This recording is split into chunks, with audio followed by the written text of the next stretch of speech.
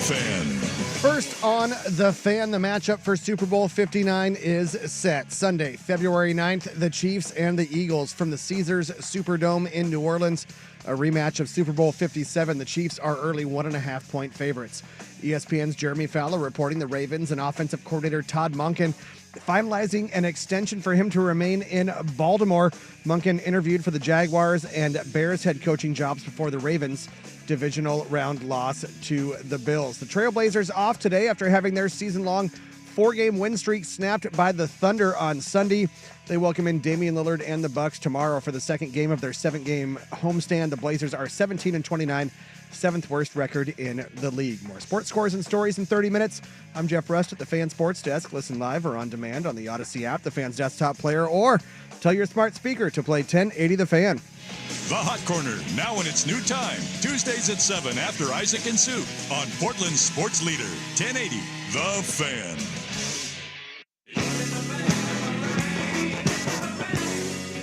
This is Danny and Dusty. Meringatang is going to be a thing. You're not coining anything new. With Danny Meringue and Dusty, the Fan Man Hera. I'll throw some monkey sounds in there and call it good. The old Danny Meringue pie? Danny and Dusty on the Odyssey app and 1080 Yeah, this is going to be awesome. The Fan. It's a Monday here on Danny and Dusty is going Bills, not Commanders. He's just out for a day, not completely knocked out. Will Ortner in for Dusty. Will, how you doing, buddy? I'm doing all right. I'm laughing right now. There you go. Laughing at Jeff Rust behind the glass as always. Thank you for joining us on this wonderful Monday. Wonderful Monday. We have no shortage of things to dive into. Gentlemen, how were your weekends? It was pretty good, man. It was nice, sunny. I mean, it was cold, but I like it when it's like kind of brisk, crisp air. You can still get out and do something. You can still go out and have fun. Like to cut a little glass? Yeah, I don't like it when it's super rainy. I can't do anything. I can just sit inside all day. I can actually go outside and enjoy the weather. It's just a little cold. Put on a coat. Did you go outside and do things on a football weekend? Not on Sunday. Okay. Well, on Sunday I came in here. I hung out with Joe and Rashad. Oh, there you go. I did do something on Sunday. Saturday I was stuck inside most of the day. I was helping out with the wrestling thing. So where is this outside you speak of? Well, I had to walk when did this I had to walk from my apartment to my car, and then I had to drive, and then I had to walk from my car into a school. Then I had to drive back here, helping out doing a Pilots game. So there was some time where I walked out. I wish I could have enjoyed more of it. Oh, okay. You ever walk on like one of the riverfronts, like either like Columbia or Willamette? Yeah, in the summer when it's warm. Just throw on a coat. You're fine. Throw on a beanie too. No, I don't. I'm good. I don't want any of those things. Why not? Because it feels good. It's nice. You're out moving around. You're having a good time. No, I don't want those things.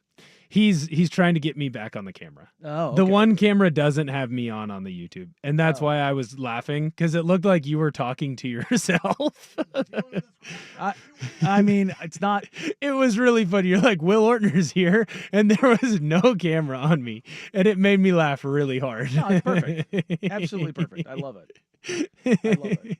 We could have had a Will Ortner like cutout, and it would have been like you talking to yourself. I don't know why. I but do it made appreciate me that laugh. it's frozen on me right now. Well, I think he had to do some things to shut off to possibly get me back on the camera, because now the camera's restarted. Now the camera's back, Okay. or at least trying to face me. But it would be objectively funny if you thought you were having a conversation with me and it was just a chair. Well, to be clear, it would not be the first nor the last time that I've talked to myself. Now, it'd be a little bit weird if I was doing like a call and answer with myself. Like you kept changing your voice. You're like, Will, what do you think about this? Well, Danny, I think this is about to happen. Ooh, hey, I think we're on. We're back? Yeah. Hey, there we go. It's the simple things. With the old thing of unplug it and plug it back in. Hey, dude, if that works for Nintendo, I mean, it should work for the cameras in here. You just got to unplug it, blow on it a little, and then it'll work. I mean, blowing out a little bit solves a lot of problems. Every single time that I needed a game to work, I just blew on it a little bit. It worked out well for me. That's once I've been out of pocket, not even 5 minutes of the show. Happy Monday! Sons of guns. Mommy, what's he talking about? Nothing. Mind Nothing. your business. Blowing in a Nintendo cartridge. Like, I wore a short sleeve shirt for a reason. I better be on camera today. I don't. We're I don't kind like, of. I don't We like. were almost matched. Yeah, almost. No, I had that color of shirt Oh, on. did today. you? Yeah, it was. It's one of those shirts. One of your 4 shirts. No, I have 9. It works out well for me, and I can wear that shirt when I'm like 230. But after I've had dinner at mom and dad's house and I'm 238, 237, yeah, 237, 238, A little I snugger. gotta wear the other shirt. It's get it. like it's right on the borderline. It's been worn one too many times, so it's a little too small, which is perfect. It's washed down a little bit. Yeah, well, because these I've been buying. I don't want to say the name of the brand, but you know when you're on Instagram and you get the Instagram ad as you're scrolling through the reels, where it's like, "Are you kind of fat and have a belly?" Is this the perfect tease? Yes, Okay. it's the it's tight around your arms, but not around your waist. That's exactly what it is. Well, sometimes it is tight around your waist. Yeah. And so you just kind of have to wait. And that's a Friday shirt for me. I can wear it on Friday. I can't wear it on Monday because Friday, Saturday, Sunday, the diet gets a little bit off the a rails little at sideways. times. Yeah, sometimes you have a beer or 4 or 10, and then sometimes you have some chicken wings or 4 or 5 or 10, That'll happen. and then you I can't went, I wear went that down shirt. that spiral not this last week before. Mm. I had B-dubs. Yeah. And I don't look. B-dubs kept me going when I was in the Air Force.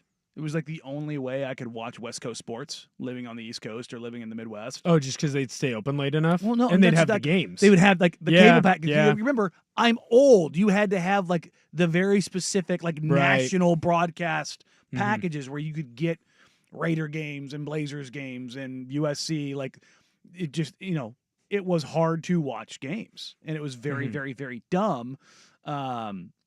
That I had to. I was an airman in the Air Force. I don't know if you know Right. this. We don't make much money. I think. I've been told that, yeah. You know what? You don't get rich in the military is what I've been told. Let me take a look here. See what it's at, because we can kind of scale this. No, you don't get rich in the military. You get rich as a military contractor. You're right. You're not wrong. So this is going to be a total derailment in a split second. The exact same job that I did in the Air Force. I had one supervisor who got his separation date on a Friday, came back to work on Monday, doing the exact same job as a contractor. His pay went up 4 times. What? 4 times. Why didn't you just do that? Because I had to wait. Well, Because you're like I was still, military contract? Yeah. So Oh, I was, okay, I was okay, still, okay. I was still enlisted at that point in time. Yeah, okay. Is that kind of like saying, why don't you just call the touchdown play? Hey, I'm learning things over here. There's a okay? little bit of that. I'm discovering what the job market is. I'm learning about the economy. I'm trying to zoom in here. So, so your military pay right now, when you first go in day one, if you're like straight out of high school, no college credits, E1, which that's rough. You're making $1,949 a month, or 19? $1,949 a month. How do you afford anything? Welcome to the military. And again, Hold on. now that goes up. Wait a minute. That's your first 4 months. It goes up to $2,100, and by the time you make E3, which most people are like, I pinned on E3 like literally in basic training. Like Okay. I got out and I was at E3 because I had college credits because of high school, blah blah, and because they were desperate and they're like, hey, we'll give you E3 after 6 weeks or 8 weeks, something like that. Okay. And then they gave me a massive signing bonus. Okay. Which is part of the reason I ended up doing what I did. But like even at your like peak, it's not even peak. Like if you're talking like somebody who is, if you're an NCO, non-commissioned officer, like if you're an E5 Mhm. and you've been in for like 8 to 10 years, you're making $4,000 a month. That's not terrible. Brother, that is $45,000 to $48,000 a year. You're also talking to a 27-year-old who would love $4,000 a month. Okay. You're talking, Yes. you're talking about a 28 to 30-year-old who is in charge of people in the Oh, military. then I disagree. I disagree. I'm just saying, you started throwing numbers around, and I heard the number, and I'm like, yeah, I'm fine with that number. Again, You can you're give me talking that about somebody number. who's been in for 8 to 10 years. Okay, then disagree. I disagree. You know what? You Hand make up. Nothing. And it was like, well, you great Hand You benefits. don't want me Oh, telling yeah. y'all what to do in there? hand up, hand up. I'm looking at the camera Yeah. that's back on me Yeah. now. Thank you, Jeff Rust. I was wrong. Yeah. I apologize. So everybody's like, well, you get these great benefits. Ah, yes. We've definitely never seen anything scandalous about the military benefits, right? And how great they are. Yeah, the VA is not awesome. Yeah. I mean, that's when you're out. So Yeah. that's Veterans Affairs afterwards. When you're in, so here's a little thing. When Dusty and I were in Washington, D.C., I was talking to this woman who sweet as could be. I can't remember what charity group she works for now. I wish I could. But she asked me if I had military service. I was like, yeah, and kind of went back and forth. And I told her, she's like, well, where are you stationed at? And I mentioned one duty station. She was like, when were you there? And I was like, at this point in time. And she was like, oh, I missed you by months. And it turned out she was literally like a wing commander, which is a full bird colonel or 1-star general. Oh wow! Like I Okay. was I was like, oh my god, like you would have been like my boss. But like we were talking about the she worked in the medical field at the time, and the reason she's doing all of this charity work is because how bad our medical care is in the military. We have a thing called vitamin M, which vitamin M is Motrin, and they will give you 1,200 milligram Motrin, like these giant horse pills for basically everything. You've got pneumonia, Motrin. Broken arm, Motrin. Some like STD, Motrin. Like it, That's just ibuprofen. brother. Like I'm not opposed to taking like 4 or 5 ibuprofen at home when I need to. I'm not kidding. They give you this. That's a good 1,000 milligrams. They give you these 1,200 milligram horse pills for everything, and it was like Sounds like they found the magic cure-all. That's what no. I'm hearing. The magic cure-all was when I was in, and when I had my wisdom teeth out, all 4 of mine were impacted. I still don't remember most of this. I just remember signing for the paperwork. I had my roommate who drove me to and back from my appointment, signed me on a base, helped me sign out for the medication. They gave me, those short, fat, like wide pill bottles, Yeah. the super Yeah. big ones, like a energy drink. Yeah. Okay, they gave me one of those full of Percocet. Full of Percocet. Full. That seems It's like 120 Percocet. That seems like an issue. That seems, you know what? Again, that's a problem. Yeah. So Not a scientist, not a doctor. So again, this is all like Not a problem. getting off the tangent of Buffalo Wild Wings. So the best places to get, uncontrolled, basically prescription drugs are Military. the military 100%. or an NFL sideline. 100%, which similar reasons. Like, here you go, buddy. We need you back out there. Rub some dirt on it. Yeah. Get out there. This dirt just has a lot of opium. So in you're it. telling me that take away the drugs, but the philosophy of the military is similar to my little league coaches when I got hit with a baseball pitch. Just rub some dirt on it and get back out there. Yes, pretty much. I say all this to get back to B-Dubs, my glorious place. I was like, man, you know what? I'm really craving some wings. And my fat butt was like, you know what? I'm gonna see what we got here. And I swear to God, it was like the devil emailed me. Here's your playoff wings package. I'm not kidding. Within 3 minutes of me going to their menu, it arrived. It was like, you can get 20 wings for $15. And I was like, for me? Like, this is great. Can I say there was a couple of weeks ago where I went and I was found myself alone for the evening. I went to go. I was like, you know what? Some Buffalo Wild Wings sounds good. So Why is it when you're alone that's when Yeah. it sounds good? So one Why on the do you old make app, bad choices? I went on the old app and found they had the thing on there, the special for like 10 boneless wings and like a side of fries and a soda, right? Yeah. And then right underneath that, they had the same thing. It was 20 boneless wings and like 2 large fries and a soda. It was less money than the 10 wings one, Yup. like by like $1.50. You're like, oh, I guess I'm gonna have to take I guess this I'm going to have to choice. eat 20 wings. Well, I mean, boneless, nuggets, whatever, what have you. Great. I'm an 8-year-old. I do the same. Yeah. But it's like, why is it the 21 is literally less money than the 10 boneless wing? It's a meal? deal that you can't pass up. It was like $18.59 versus like $16.99. Also, I'm still very frustrated at the rocks. price of wings is still astronomical. It's a terrible place to be. Well, I mean, I don't know, 20 boneless wings and fries and a soda for under $17. No, I'm thinking back to the glory days of okay.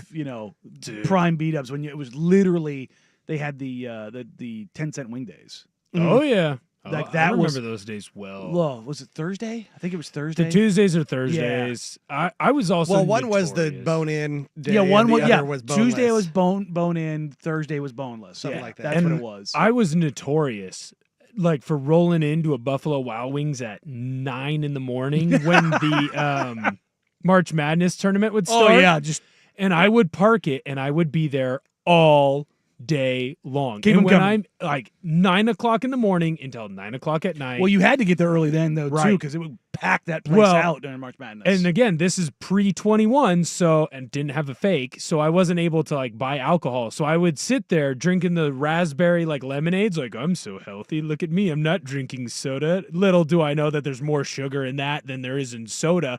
And it would just be like, yeah, I'll take 8 boneless wings, and then the first round of games would end and be like, I'll take another 8, and I'll take another 8. And then it's like, how'd you spend $120 at Buffalo Wild Wings? Well, I had to get some wings and I had to get drinks, and Yeah. then I'd do it again on Friday. That's a lot of chicken, which means it's a lot of protein. Yeah. that's how I see it. It does I'll- a body good. I'll tell you right now, I found a very old, a very fat photo of me the other day, and I know exactly where those wings went. Right to your ass. Well- No, it went right to my belly. It's a bad photo. happens. I've got my shirt is off. I have body paint on at a Central Washington volleyball game, and I didn't have pockets. Oh, that does sound like a poor choice. So you're sticking wings in your No, waistband? No. So I have my phone in my waistband, and in the photo, cargo you shorts. can see the belly roll over the phone. Perfect. Oh, also, I have a torn foot, so my toes are out too. Oh, there you I'm go. in a boot. It's one of the worst photos of me of all time. Shirtless, hat on still. Smart man. So you could tell I'm balding. All right, well, it's a lot of Buffalo Wing talk, so it's a nice, easy transition from the Buffalo Wings to the Buffalo Bills. And coming up short against the Kansas City Chiefs, the inevitability of the Kansas City Chiefs and Patrick Mahomes, where we start today's show here on Danny and Dusty, Today the Fan.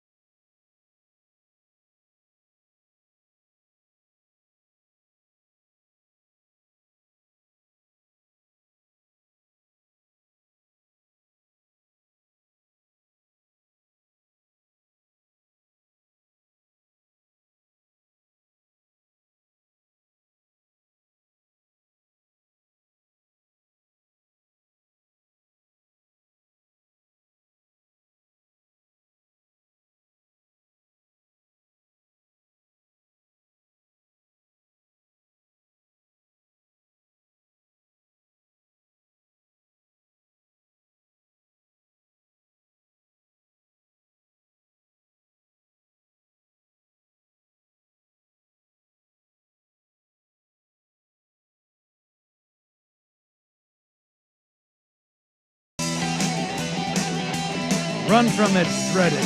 It comes all the same.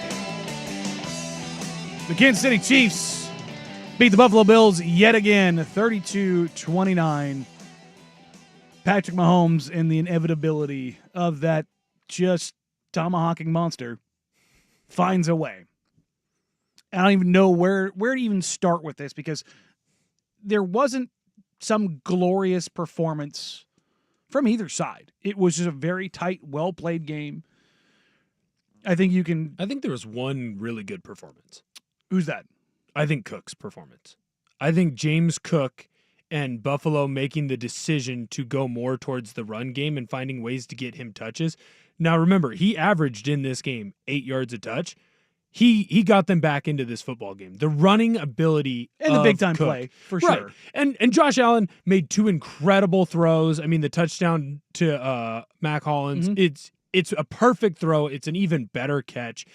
Josh Allen did well. He had moments of greatness, but I really do feel like if they don't go back to the run game against Kansas City, they don't get it back to being a close game where they had multiple opportunities, not only to tie up the game, but take the lead. So I would say Cook was great. Everyone else, I agree with. I think we just kind of come to expect this from this game. You know what I mean? Yeah. Like, I think everybody did what they're kind of supposed to do in a sense. And Cook and the Bills in general had been incredibly successful running the ball coming into this game. That was kind of the pivot that they've made. I believe they had we talked about it on Friday. I want to say they were like a 48% success rate on runs, which is bonkers good. And people, I don't think of the Bills as this great rushing team. You think of that with the Eagles, Yes. but you don't think about it with the Bills. But if you have a success rate that's consistently piling up at like near 50%, that means you're ahead of the chains and you're ahead of the game pretty much half, or more than half the time. Right. That's pretty damn good. There's a couple singular plays there, and we'll talk about the third and fourth down, but I think the first big one is obviously the Xavier Worthy play. Yeah. Watching that play live, so I was at the Blazers game, had the laptop open in front of me. Had to. Look, it's where do you land on that play? You're talking about the the catch? interception or the catch? The catch, yeah. To me, is it a catch to begin with? To me, so it's a catch, and here's why it's a catch, and I get why Buffalo Bills fans are upset about it. Just the same way with the Fail Mary, I think a lot of Packers fans are still upset about Golden Tate's catch, right? The issue is that whenever there is a tie, it's always going to go to the offensive player, right? And in that situation, it's a great play by the Bills safety on coming up and trying to make the interception, but he doesn't have full control of the ball. And while he's trying to gain control of the ball, that allows Worthy to get his arms inside and get his hands on the ball, so then they both simultaneously come down with it. Now, the football does touch the ground, but at no point when that ball touches the ground does it move. And we've learned over the last couple of years, when the ball touches the ground, if it doesn't move, they're going to say it's a catch. Then, when you have a defensive player who has one arm on the ball and you have an offensive player that has one arm on the ball, that call is always going to go to the offensive player. And once that call has been made, they're not going to overturn it with a challenge. Now, I think that is one of the dumber challenges in the playoffs this year, if not the dumbest challenge from McDermott. Because even if he won that and it was an interception, everyone forgets Buffalo got called for a holding penalty. It goes away, yeah. It goes away. You don't get the turnover. Kansas City gets the first down. So essentially, you challenge 20 yards, which maybe it turns into a field goal. Maybe. Best case scenario, but it still doesn't seem like a challenge-worthy play to me. 20 yards isn't worth a challenge in that type of a game. No, and I guess I should probably go back here a little bit first before this, because before that play, this game starts out and Buffalo goes 3 and out and doesn't even take a minute off the clock. No, and Josh Allen looked bad. Yeah. He had 2 bad throws. And that I think that was the only time I think he looked bad. Yes. All game. I agree. He was 1 of 7 or 1 of 8 on pressured situations, but going back and watching the clips of when he was pressured, it wasn't like, oh, here's a little pressure in his face. It was like, Josh Allen, run for your life. Like, there's been a bunch of talk about how he didn't find Khalil Shakir on the orbit play out the left side. It's like, yeah, There's no reason he would have been able to look that way because there's 3 people running at his face. Like, he's not going to look across his body. Half the field's eliminated. He's looking to the right. Right. But, and again, we'll get to the Chiefs side of this, but the tone set or the lack of tone set by the Bills coming out of the game, I think was foreboding with how effective and monotonous the Chiefs just marched down the field. And they're like, here's 9 plays, 90 yards, and a touchdown. Deal with it.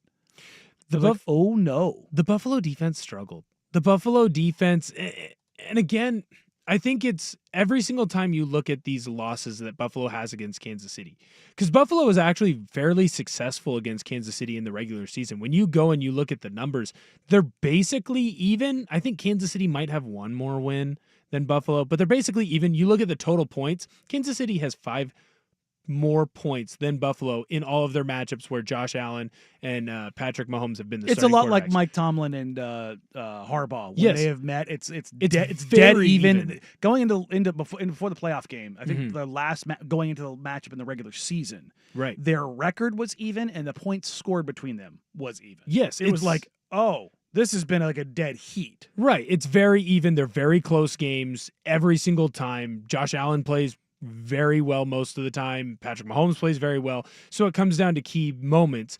But more importantly, I think that McDermott got out coached again. And I think that Joe Brady got out coached in this game. And it didn't happen the entire game, but it happened in key moments. The Kansas City Chiefs haven't scored 30 points all year until this game. And for the most part, aside from a couple drives, it felt like they had the correct play in the key third downs. Hey, it's 3rd and 9 and you need to get a first down to ice the game. You run a man beater and you find the open running back out of the backfield and he finds a way to get the first down. You are running a man defense, but you don't have a spy on Patrick Mahomes, so he runs for a first down to keep the drive alive, right? When you needed a big key stop, Buffalo didn't get it because Kansas City had the better play called against them. And when you do this in a game that Travis Kelce didn't factor into. No, he was shut out pretty much completely. He got 1 catch, he dropped 1 ball, and then DeMar Hamlin, he was able to draw like a holding penalty against him. I mean, that was on that play, yeah. Essentially, the Chiefs, Buffalo shut down Travis Kelce. And they said go somewhere else, and the Chiefs did. And they did. Hollywood Brown had a very good game. Xavier Worthy finally took that next step that you were looking for. And there was a lot of disappointment this year around Worthy. And I think that Mitchell Schwartz said it best. You were hoping for Worthy to be your 4th option. Yeah. You were hoping for Hollywood Brown to come in and be your 1 or your 2, Rashee Rice to be your 1 or your 2, and then you're going to run the ball with Pacheco. So then and Travis Kelce is Kelce above all of this. So then you have your 4th or 5th guy is this rookie speedster, and you're going to slowly build into him. He's a gadget guy. Well, because of all the injuries, now he has to be the one. And Seahawk fans, I think the best example of this is Tyler Lockett. Tyler Lockett comes in as your 4th or 5th option. He's a gadget guy who over time becomes your number 1 option eventually, right? And now he's gotten old, so he's not your number 1 option. But that's what they're trying to do with Worthy. Worthy had to take a step up before he was ready for it. But I think where you saw a lot of his issues early on in this season where, hey, he's stopping his route when he needs to keep going. He's making the wrong read on an option route where he goes inside instead of going outside. In this game, in this moment, he was at his peak because he'd gone through and taken his lumps. And when you needed him to get open or to make the big catch or to make the big play, he did it, right, in this game. And then Kareem Hunt was running downhill. Patrick Mahomes was just Patrick Mahomes. But I feel like, and I know we're going to dive into it because you have to dive into that 3rd and 4th down play. It's all anyone's been talking about on Twitter.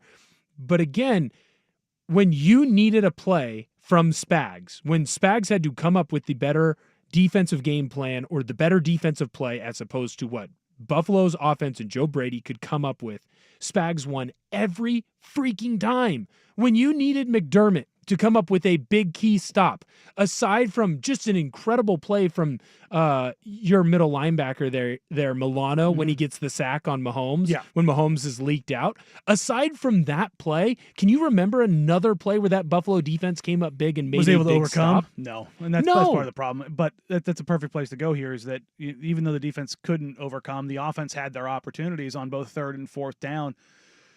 The spot's a little dicey Both times. We'll get into that next year. But first, here's the Big Kahuna with Sports Zone Update. That's that Hawaiian burger joint. Now, from the Fan Sports Desk, a Sports Center update on 1080 The Fan. This update brought to you by Crunch Fitness. Memberships as low as $9.99 per month. Find your Crunch time in Portland, Vancouver, and online at crunch.com. First on The Fan, the matchup for Super Bowl 59 is set. Sunday, February 9th, the Chiefs and the Eagles from the Caesars Superdome in New Orleans, a rematch of Super Bowl 57. The Chiefs are early 1.5-point favorites. ESPN's Jeremy Fowler reporting the Ravens and offensive coordinator Todd Monken finalizing an extension for him to remain in Baltimore. Monken interviewed for the Jaguars and Bears head coaching jobs before the Ravens' divisional round loss to the Bills. And the Trailblazers off today after having their season-long 4-game win streak snapped by the Thunder on Sunday. They welcome in Damian Lillard and the Bucks tomorrow for the second game of their 7-game homestand. The Blazers are 17-29, seventh worst record in the league. More sports scores and stories in 30 minutes. I'm Jeff Rust at the Fan Sports Desk. Listen live or on demand on the Odyssey app, the Fan's desktop player, or tell your smart speaker to play 1080 The Fan. Slam Dunk in Vegas is our nationwide contest for a chance to have the ultimate tournament viewing experience with 3 of your friends. More info at 1080thefan.com.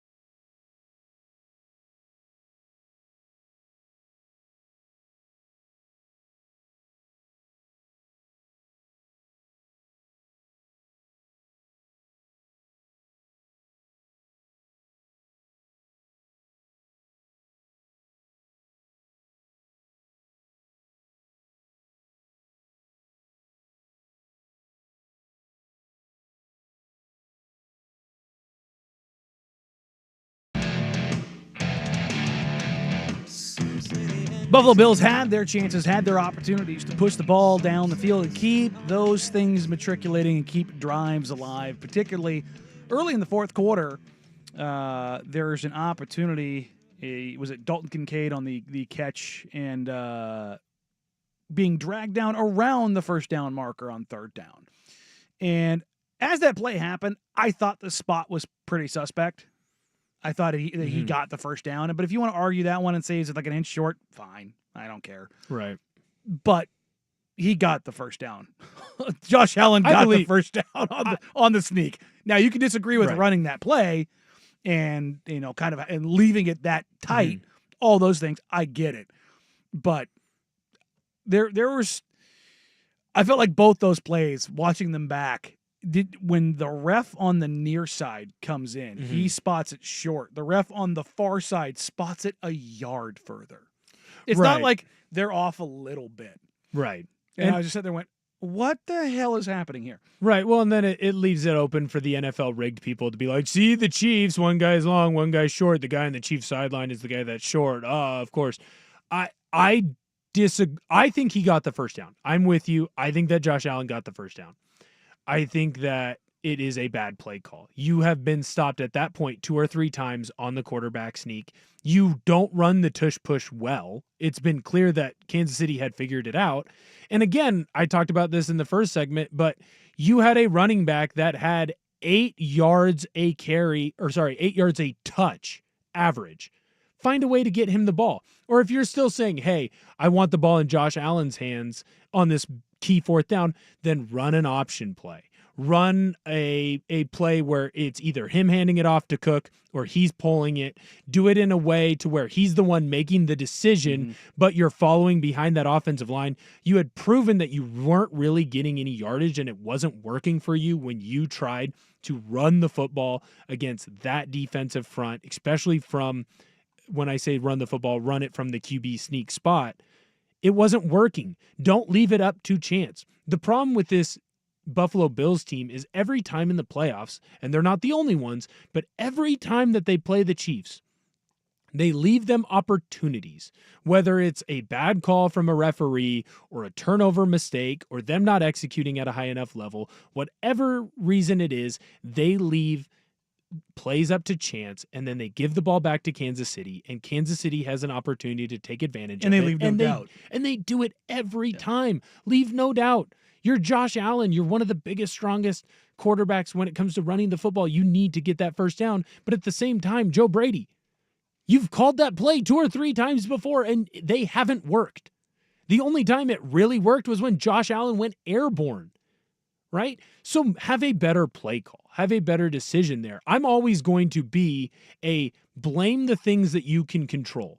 You cannot control where a ref spots that football. Do I think that Josh Allen got the first down? Yes, I think he did. But you put it in a spot where it's a big pile and you're not going to have a clear look at whether he got the first down or not on replay. And so you're leaving it up to the official to decide where he's at. And once the official decided that he was short, you weren't going to go back and get that changed on replay. You need to come up with a better decision and a better play call in that spot. There's a lot here, and it always seems to come down to one play here, 2 play there, because this game was incredibly tight the entire game. Even with the Chiefs, opening up a little bit of a lead early on, it's 21-16 going into half, and you have multiple chances, multiple opportunities.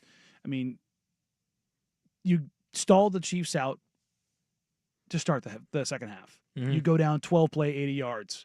You stall the Chiefs out again. Then that sequence happens where you go 9 plays, 29 yards, but you turn the ball over on downs. And you give the Chiefs the opportunity on a slightly shorter field. It's not egregious. They only got to go 59 yards for a touchdown. But then you respond with another 9-play, 70-yard drive and a touchdown. But 29-29, the Chiefs do what they do. They don't milk enough of it, but they get a field goal. And you get that chance, you get that opportunity. Finally, for the first time in this type of game. And what the hell happens? I don't understand it. I don't understand kind of what was going on here in that. I know that you feel the pressure and you feel the time and you want to put the ball in Josh Allen's hands, but 3 straight passes. You don't run the ball. You don't look to dictate some things. And again, clock is an issue at this point, but it's not a burning issue. Number one, Right. you have 2 timeouts and you have the 2-minute You have warning. 3. Oh, you're right. When You they got have the ball all back, they had 3. 3. You're right. You have all 3 timeouts. I don't like Monday morning quarterbacking this, but I am going to. And to your point, I think Mhm. the Spags Brady matchup here, I think that they got the Bills to panic and get outside their skin a little bit. And not that Josh Allen isn't capable of making those plays. Yeah. But I think it's one of those situations where, and I think Josh Allen said it best: to be the champs, you got to beat the champs. And he didn't make any excuses in his Mhm. post game. He didn't throw up anything in there that made you go, "Oh, it's sour grape, it's this, that, or Right. the other." But now we're at a point now. Great radio, Dan. We're at a point now where Josh Allen stands alone on the mountaintop with the most playoff losses without a Super Bowl appearance. Right. And I think this is a good little a pivot point of where do the Bills go from here? Before we talk about the Chiefs and where they go in the Super Bowl, we got 2 weeks to do all that. Where do the Bills go from here? That's what's coming up next here on Danny and Dusty, Today the Fan.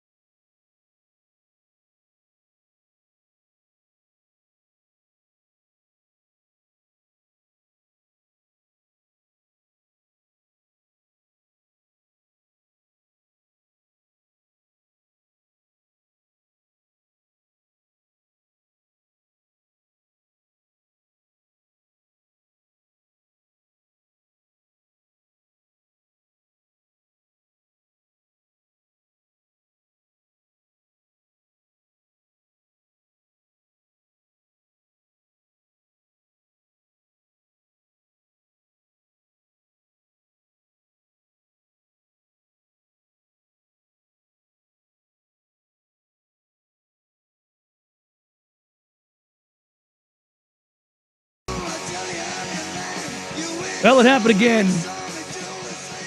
The Bills fall to the Kansas City Chiefs in the AFC title game. As I mentioned earlier, Josh Allen is now the losingest quarterback in NFL playoff history without a Super Bowl appearance. Yeah, or winning it. He's got 7 Yes. without one. Without one, yes. And I think basically every single year it's been a loss to Kansas City. In some form or fashion. That's brutal, man. I just feel bad for those Buffalo fans. But you would think eventually. Well, this is the 4th straight year he got eliminated by them, right? Yes. Yeah. Yes. Yeesh. And you would think at some point, like they would make a change in some way, right? Like it just seems like every year they find a way to get right there. And then they just fall apart. It's very this will hurt. It's very Blazers-esque when they were in the late 80s, early 90s, and then 2000s. I'd argue the Bills are the second best team in football. Over the last 5 years, Yeah. them or Philly. I mean, if Philly wins a title, I might give it to Philly. Sure. But yeah, if you're talking top 3, it's Kansas City, Buffalo, Philly, Tampa Bay maybe is in that mix. But the thing with this Buffalo team, and anyone who thinks his seat should be hot, I do think is a bit moronic. But there has to be a deeper look on McDermott right now because he's the common denominator. And no offense to McDermott, it's easier to find another McDermott than to find another Josh Allen. Him and Zach Taylor, I think, are occupying the same space right now. Now, don't get me wrong, the Bills have been more successful than the Bengals. 100%. But what did the Bengals just do? Did they just swap out their longtime defensive coordinator in Lou Anarumo? Yeah, a guy that 2 years ago people were talking about as being a head coach option. Yeah, and being a guy like who was very much revered and highly sought after in the same way that Spagnuolo is. Like, right. I think that's how quickly things can change in the game. And there's always this desire and need to place blame because when you fall short, and it doesn't mean your season's a failure. But I do think if you're the Bills, you probably do view this season as a failure because the difference between there's 2 losing teams in this championship series, and we'll talk about the other one here in a minute. Did you see the Commanders after the game that their owners were waiting as every player and coach came off the field and shook their hand? Yes. Well, but I'm saying that because it's about expectation. Yes. That's the thing is like the Commanders season is not a failure. It is an overwhelming success. 100%. Because they're building up. And you weren't supposed to be there. What the Commanders had this year was best case scenario you had thought 2 or 3 years from now. Sure. And I think Baltimore is going through this same thing.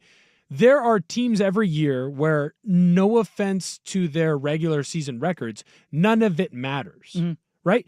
If the Eagles lose to the Commanders, it's a disappointing season. Oh, God, yes. The Commanders losing to the Eagles, and Nick it's Sirianni's not. getting fired. Right. And Jalen Hurts is under the microscope. And Saquon Barkley, was it all worth it? It's like, whoa, it's a big time 100%. 100%. Buffalo, I think, falls into this category with the Eagles. I think that Baltimore falls into this category. The Chiefs obviously fall into that category. I think there's an argument, possibly the Texans, if not this year, then maybe next year. I mean, they fire their offensive coordinator, Got rid of him. Slowick, and they fire their president. Right. And Slowick was a guy last year who that everyone's praises were being sung about. And people were shocked that he wasn't a head coach, right?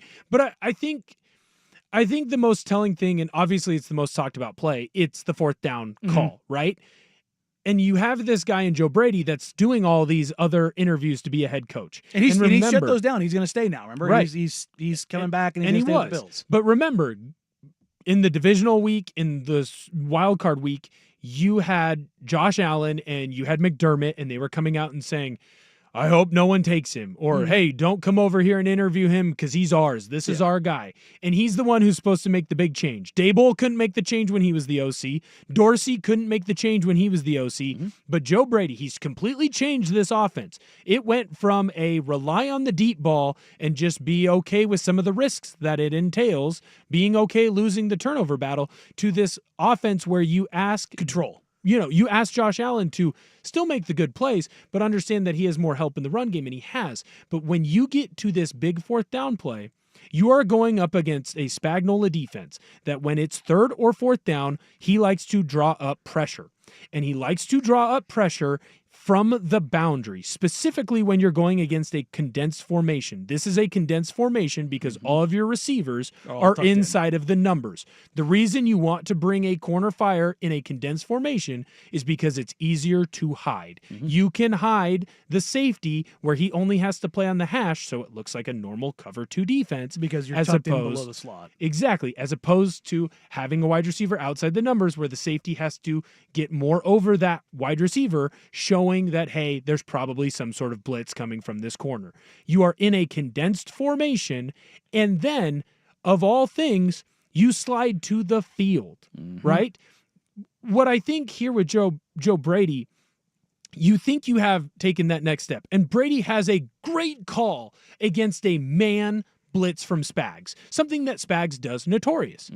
In this moment, though, Spag goes, I'm going to stick with one tendency but break another. Yep. And he brings a blitz, but he calls a zone behind it. Yep. And you run a man blitz beater play. And that's why guys aren't open right away. And you can make the argument beforehand, hey, Josh should have been able to see, hey, it's even numbers to my left side. It's 3-on-3 with, 4-on-4 with 4 wide receivers, 4 DBs, but there's 3 DBs to the other side and only 1 wide receiver. That should tip him off. Hey, there's going to be a blitz. We need to adjust where we're sliding. We need to slide the other way to the boundary as opposed to the field. Those are arguments that can be made.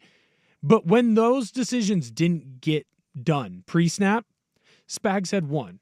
And Josh Allen made an incredible play to make 2 guys who are right in his face right away miss and still chuck up a prayer to where you have a tight end that has an opportunity to catch the A ball. good tight end who you, again, Right. I'm not killing Dalton Kincaid for not making that catch. No, it's but, not a drop. It's but not it- a drop. But it's a play he should make. It's a play you want him to make. And it's an incredible play by Josh Allen to get to a spot where it's a play you could make. But at the end of the day, if you don't have a top 3 QB in the league that can make that throw, Which, again, He it's gets an sacked. It's an insane play. he gets sacked before he even gets to throw that football, and that's because Spags beat Brady. Yeah. That's because Spags beat Brady. Can I say one thing? And this is a little bit of an aside from this discussion here, but Joe Brady has had some discussion as being, involved in perhaps a job at somewhere else. And, and this is something that has come up both in these NFL playoffs and in the college football playoffs. I feel like, and because there's a point has also been made that college or coaches that are perhaps interviewing or getting ready to interview for another job, that when that happens, Their focus isn't fully on the game. yes, and it comes across in the performance of their team or their squad or their part of it. Is it time for, in both perhaps the NFL and college football, to say, hey, look, you know what? Let's just wait until the entire damn season is over before you guys go start hiring people and interviewing people, so these kinds of things don't happen? To take Because that out, it's taking probably, away, because it seems like it does take away from the product on the field, which I guarantee you neither the NFL nor the NCAA or the college football playoff, they don't want that to happen. Yeah, I think that you're probably right. Now, Brady has also said that, he shut down the interviews. Was it last week? Yeah, I think he called it off in the middle of last week. Yeah. So, Well, right. So look at like Ben Johnson and Yeah, how no, successful the Lions right, yeah, offense right, was. 100%. And then when they get eliminated, Yeah, no, I think that's certainly that's up for consideration. It's probably something it should be at least up for debate. But I don't know how you police it. yeah, like, because they can you're- still find a way. Right, because you're right. In a perfect right, world, I don't know how you police it, but you can still try to put some guardrails in place. right? Because in a perfect world, you're correct. Like that would be so much better for the sport, specifically in college. Because in college, I mean, look at It's the just Beavers. pilfering. Look at Jonathan Smith and the Beavers. They are marching to one of the better seasons that they've ever had. And all of a sudden, everything takes a dump, and you're like, "What happened? Why'd they take a dump? Oh, he's out," and everybody knew he was out. But I think it would be similar to the no tampering rules. How do you enforce them? Because if it's not a coach, well, then maybe it's a player, maybe it's agents talking to agents. I think in a perfect world, yes, you're 100% correct. I just don't know how you would be able to perfectly enforce it. Right, but that's where you try to figure out too, because I feel like the worst thing to do is to try to say, oh, there's nothing we can do about it, and throw Fair. your hands up in the air. Fair. No, 100% fair. I don't disagree with you. I think at some point in time, maybe there comes up with a better solution. Like I know right now, if a coach is in the playoffs, you can only Zoom interview them. So maybe there's a way to limit that.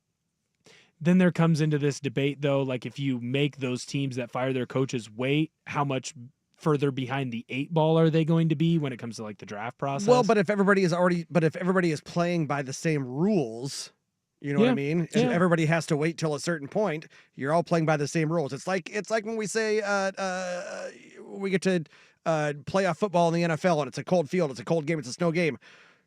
Both teams are playing under the same conditions. Right. Sure. You know? No, I'm with you. One might be better prepared for it than the other if it's a Chiefs versus Dolphins or something. Right. You know? Right. But I'd feel like it seems, I'm not going to call it dirty pool, but I just feel like that there are certain guardrails and enforcements and rules that you can try to make to try to prevent these things that derail what is otherwise a very successful season for teams that have earned it and their shot at the playoffs. That's the thing is I just don't know how much impact it does or doesn't have. And maybe that's all the reason why it should have all that to it. It's a case-by-case basis is what I would say. Some people handle it much better than others, and I think that is that is clear. And that might be the biggest argument for why you should. Look at Ohio State. Yeah. Look at their defense. Now, to be fair, that happened way, way later in the game. It wasn't like Knowles was talking with Penn State, in the middle of the playoffs, but I think it's a case-by-case basis. Some people handle it better than others. So, all right, let's pivot to the other game. An absolute epic shellacking where the Philadelphia Eagles left footprints on Jaden Daniels and the Washington Commanders. Here in hour number 2 on Danny and Dusty, 1080 The Fan.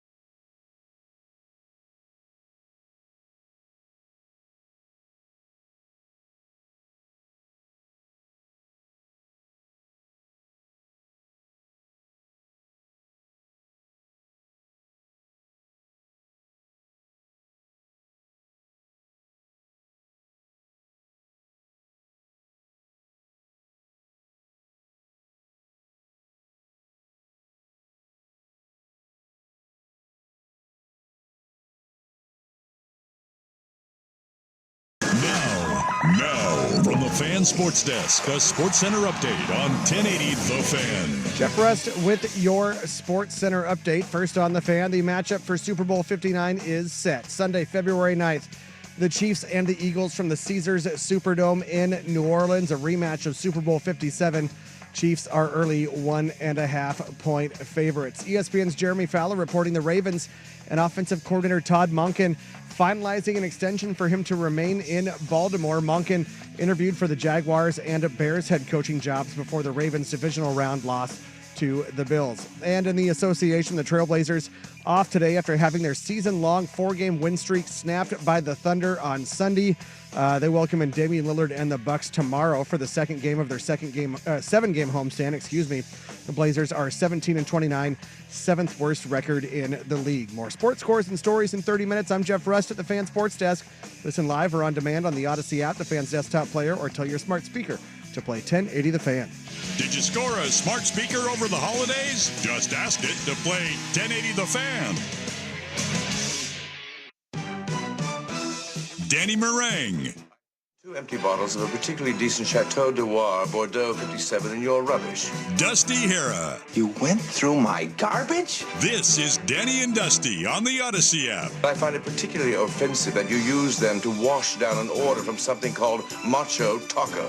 And Portland's sports leader, 1080. I would never drink a Bordeaux with a macho taco. The Fan. It was a burrito machisimo. Hour number 2 here on Danny and Dusty. Will Ortner in for Dusty here. Jeff Frost behind the glass. We appreciate you. Thank you for joining us on this wonderful, wonderful Monday. It is a championship recap Monday, as it were. Whether you're listening on 1080 AM, watching along on youtube.com/1080 AM The Fan, or twitch.tv/1080 AM The Fan, we appreciate you. We love you. Let's dive into the other side of this championship bracket, which, wow. Dusty and I, when we were talking on Friday, like, hey, they're going to give us 6 points to take the Commanders? All right. They could have given us 60, and it might not have come close to covering. For the love of God, what an absolute demolition we saw the Philadelphia Eagles put on the Washington Commanders. This was a game that left no doubt. The Commanders come down, nice little drive. You get a field goal to open the game, and you're like, okay, good start. Good start. I'll tell you this. Jeff Schwartz tweeted it. I had a very similar thought. It felt the same as Notre Dame's opening drive against Ohio State. You had to get multiple fourth downs. 18 plays, 54 yards. It took you 18 plays. You had to get multiple fourth downs just to get a field goal. And now, granted, you weren't getting 9 carries from your quarterback on that opening drive. But right. But Notre Dame, like multiple fourth downs, you needed your quarterback. Everything took up most of the first quarter. They actually found a way to get in the end zone. But it felt like the Commanders had to do everything to get into scoring position. That doesn't feel sustainable. It's tough. It wasn't. And then it's especially tough when the very first play from scrimmage, Saquon Barkley goes, whoop! And just houses a 60-yarder, shows you the speed, the power, the patience, the ability to read the hole, to get to the edge and just pull away, break tackles. You're not going to have, like, Bobby Wagner's not going to miss many tackles, but he gets caught in the wash right out of the gate, and you get a DB one-on-one with Saquon Barkley. You're not going to win that battle very often. When you got the outside reached by Mailata there on the offensive line, so now it's Saquon. He just has to get his wide receiver in the right position to stay on that stock block for just a second, and then he's faster than everyone else. I mean, it's just gears down and just boom. And it's why a lot of people are saying he's the best free agency signing, obviously of this last year, but probably of the last 5, because you mix a great running back talent who has great vision, great speed, and frankly, great strength to run through arm tackles, mix it with a great offensive line, which, remember, they weren't even at full strength at that point. They had a backup center in. They didn't have Cam Jurgens to start the game. He had to come back in later. And they lost their guard. They had Landon Dickerson in at center, because Jurgens has a bad back. So at that point, they're at as close to healthy as they can be. Dickerson, 3 drives later, he ends up taking a shot to the knee, and he has to come out. So then they have to play Jurgens. So, like, they weren't even at full strength with that offensive line, and they were still mauling the Commanders. So you get the big play. The Commanders, they get the ball back, and I thought they responded really well through the first couple plays, and then Brown fumble. Eagles take it right down the field and score, and you went, okay, it's going to be one of those games. But my thought process was, hey, Commanders can score. Like, if they're going to get into one of these games, we just saw this last week against the Lions, all right? Like, I'm talking myself into it at this point in time, right? And to the Eagles, or to the Commanders' credit, they do put something together. They get another field goal. And you're like, okay, not what you want, but points are being scored. Okay, Right. you don't want to trade 3s for 6s, but okay. Mm-hmm. Then you get the stop, and you get what turns into a long Jake Elliott field goal, and he misses it. And you're going, all right, we got ourselves a game, because the Commanders come down, score a touchdown. It's 14-12. Ladies and gentlemen, that is as close as that game was going to get for the rest of the day. To be honest, the game ended on the fumble, on the kickoff. That's when it was over, because at that point, it's 12-14. The next time that Jaden Daniels touches the ball, you're down, 27-12? Yes. That's it. That was it. Eagles drive down, score, you get the fumble. And if I remember correctly, that's the A.J. Brown 4th down, big throw, big catch. Yeah. When you needed it most, he goes and he gets it. And then Jalen Hurts, everyone thinking bum knee, comes out with the knee brace and then goes, I don't need this thing. And I'm going to be just fine for 3 touchdowns. And none were bigger than those 2 that he had right there at the end of the half, right? Between him and Barkley. It ended the game, because by the time the Commanders finally could touch the ball again, it was over. They were in obvious passing situations that Eagles defense was going to be able to dial up pressure, and the secondary was going to be able to have opportunities to go after balls. The Commanders just shot themselves in the foot time in and time again with turnovers. Obviously, you can't just say, we'll throw the turnovers away and this is a close game, but every single time, and this is why the Eagles are in the Super Bowl and the Commanders are not, every time that the Commanders turned the ball over, the Eagles took advantage. Not only did they force the turnovers, which is huge for stops, but then they scored themselves every single time. And boy, did they score. We haven't even talked about the numbers yet. For those that are living under a rock or for whatever reason want to relive how epic of a thrashing the Eagles, the tread marks they left on the Commanders, this is what it ended up looking like. 36 carries for 229 yards. That's a 6.4 yard average per carry on 36 carries, and an NFL record tying 7 rushing touchdowns. That record comes from the 1950s. So it is a literal NFL record. This is pre-merger. This is pre-Super Bowl. I mean, what they did was incredible. The first pair of teammates to rush for 3 or more touchdowns each between Jalen Hurts and Saquon Barkley. I'm watching that game before the Blazers tip off. We're all in the media room, and we're watching that first quarter. And it was kind of funny. One of the Thunder photographers is like, "Hey, what if we all just agree that we're just going to watch this game and everybody writes the exact same thing for the game? Like, we just all we can just gaslight all of basketball and be like, no, this is what happened, and we just sit in here and watch this game because we thought, okay, this is going to be a good game."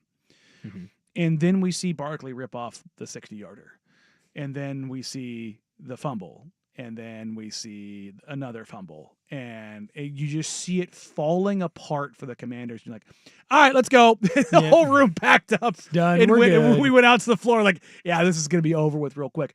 And it's really unfortunate for Jaden Daniels, because this game ended up being just the shellacking that it was, because it wasn't Jaden Daniels' fault. No, he's not the one. I mean, he's not the one who fumbled. He threw an interception, but The game's over at that point in time, though. I mean, it's over. it was great. Honestly, frankly, I thought it was a great job by the special teams and defense of the Eagles to every single time they had The an peanut punch opportunity. was on display. Well, and every single time they had Goodness. an opportunity, they were going after it. Did it work every single time? No, but But it also didn't lead into broken tackles and plays that Right. turn into like those. When you miss those plays because it can lead to a big play for the other team. It's a high risk, high reward type of they situation. clearly saw something that said, because the Eagles haven't done this all season. Like, Well, they right. forced turnovers, Right. but they haven't been this aggressive. Clearly in the film study, they were like, look, Eckler doesn't protect the ball. Brown doesn't protect the ball. Like, so many of these guys, they don't like. Terry's the only one who's going to protect the ball. And if it's literally anyone else, go for that thing. Go for it. We want Right. like the exciting whites, Blankenship and DeJean Yeah. were absolute terrorists in the screen game. And they got there, blew it up, and the second guy came in over and over and over again, swinging after the ball. Well, you see why Cooper DeJean was so highly touted coming out of college. Even after the ACL. Every single screen pass that was ran at him, he defeated the blocks. And we used to have a saying, and I'm going to clean it up because one of the words you can't use. But when it comes to cornerbacks, we used to say there are 304 cornerbacks in D2 football. 302 of them are gigantic, Yeah. right? And the reason we say that is because they want to cover. They don't want to hit. They don't want to tackle. No. They don't want to take on blocks. No. And that's why screen passes and bubble screens and That's why they tunnel screens, work. They work so well because the corner sees it and is like, man, I'm going to turn that one down. Or I'm going to dive at your ankles. Dive at the ankles. And if you can make him miss, now you have a big gain. When you do that to Cooper DeJean attacks the blocker. And he goes through him. And a lot of times the dirty little secret about wide receivers too, they also don't want to block. They don't want to block, which is They why when don't you have wide wanna do it receivers that either. want to block, It's why they it's- matter so It's why much. it's such a big deal. And when you have a DB going up against someone who wants to block in someone like, AJ Brown, he's going to win most of those battles. When it's Cooper DeJean going up against De'Ami Brown, he's going to win that. No offense to De'Ami Brown. He's smaller and he doesn't really want to block. And so I was just very impressed with the defense of the Eagles, and it was in a completely different way than they were impressive against the Rams. Against the Rams, they were impressive because Jalen Carter just decided he was going to be better than everyone. And so you assumed, hey, Jalen Carter is going to be better than everyone. The best O-lineman in Cosme for the Commanders, he's out, and he's the guy that's supposed to block Jalen Carter. Well, Jalen Carter will just dominate him. And he really didn't. He made good plays, but it wasn't like he was out there completely changing the game. The game was changed by the secondary of the Eagles in this one. They were able to go and make plays and stop bubble screens. They were able to stop the tunnel screens. They got an interception, and they forced fumbles, and they punched at the ball every single freaking time that they could. It was very impressive from the Eagles defense. That's why it was a and that's blowout. why you had 3 fumbles and 3 fumbles that went the way of the Eagles. Coming up next, let's talk about the greatness of Frankie Louvu and why he's the hero of the weekend. That's all. That's all. I will take no other answers. Danny and Dusty, Danny the Fan.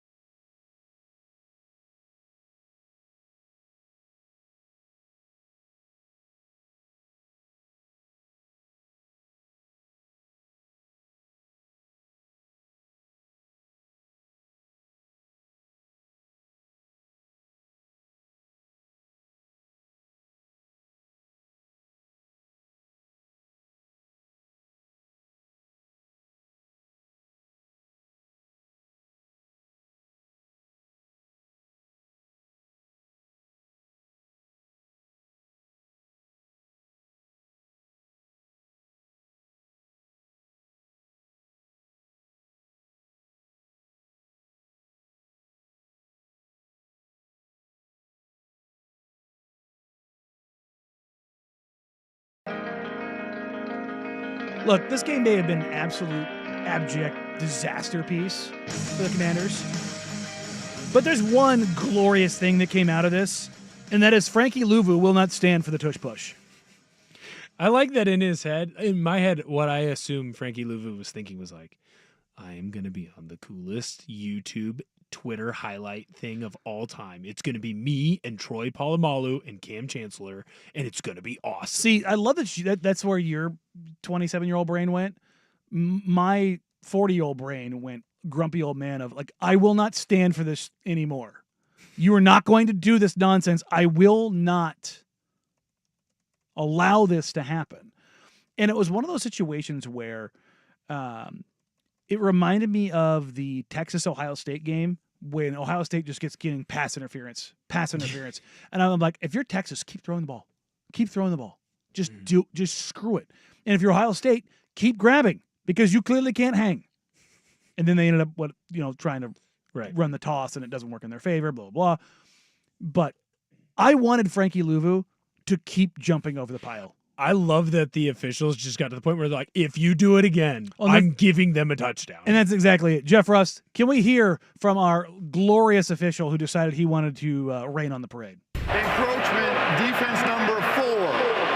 Washington has been warned that if that foul is intentionally done again, it will be an unsportsmanlike conduct foul. For now, it's half the distance to the goal, and it's still second down. Okay, that's our first warning, okay? Here's the thing. After this first warning, or the play before the first warning, the Eagles were 100% not going to snap the ball. You can see it. You know this when you know, Yeah. Look, hey, The guys on the edges. We are hard counting. We are not snapping the ball. And it's like the gain is half the distance, which is like 4 inches at this point. It's like it doesn't matter. That can be a big deal, though. No, I hear it's got to be at least 5. But there's this, you can see the entire offensive line. Everyone. No one moves at all. They're very clearly trying to do this. And they're saying like that Louvu's doing this intentionally. No, he's trying to time a snap and blow up a play that nobody's been able to blow up. Right. Well, I mean, he's doing it intentionally. He's just trying to make a play. And you could see it even on the last one. He tried to do it. He just backed himself way up and he didn't get there. No. And then it happens one more time, and Jeff Rust, what do we get? Encroachment, defense number 93. Washington has been advised that at some point the referee can award a score if this type of behavior happens again. For now, it's a replay of second down. Which is very dumb. We can award a score for a team that refuses to run a play because it was getting to the point where the Eagles were just going to get this until it was on the half-inch line. They weren't, again, trying to snap the ball. Now, the rule that he is invoking here, Jeff, do you remember which Cotton Bowl it was? 1954. 1954 Cotton Bowl. Was that the Alabama Rice? There were, I believe so. And that was the breakaway run from Alabama, right? Yes. So here's fun fact of the day. Rice, undefeated against Alabama, 3-0, including, I think it was a 28-6 win in the Cotton Bowl. Non-power. But a player from Rice came off the sideline, not in the play, and tackled the Alabama running back. In this rule, it's the only time I know of it ever being invoked. The ref, it was going to be a clear path to the end zone. Yeah. They awarded the score. That's where I can see you could do this. In this situation, no.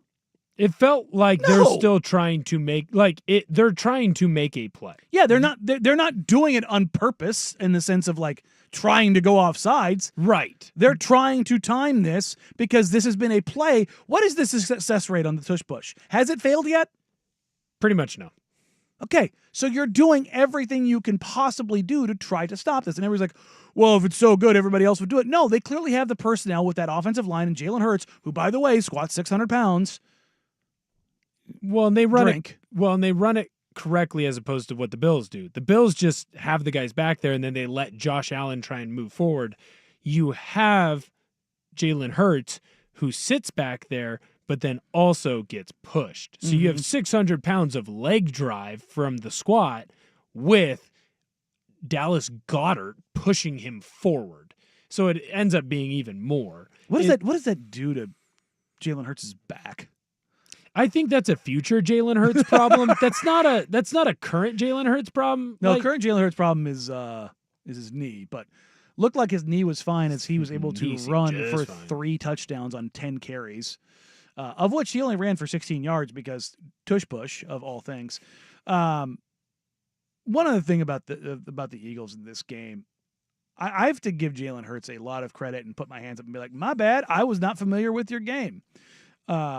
We had the stat, Jeff Russ brought it to us on Friday. The Eagles were winless in the playoffs where Jalen Hurts was required or passed for more than 155 yards. Yeah, 0-4. 0-4.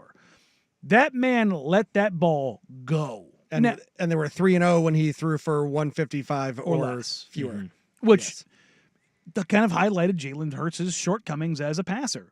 He had in the first half, he had that play to Devonta Smith on the sideline where Devonta does the tip. But also, he was out of bounds. He was out of bounds on that play. They got up to the line and ran the play immediately. Quick, yeah. Yeah. He toe tapped out of bounds. It doesn't change the game, but I thought, I was like, oh, that was.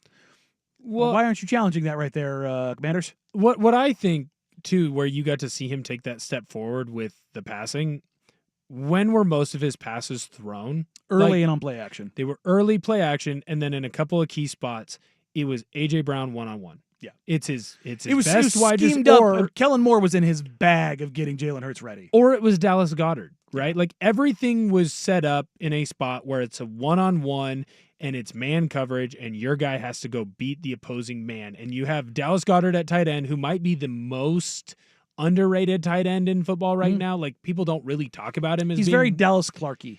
Well, he's just old school. Like he's a South Dakota State jackrabbit. He doesn't care. He's not flashy.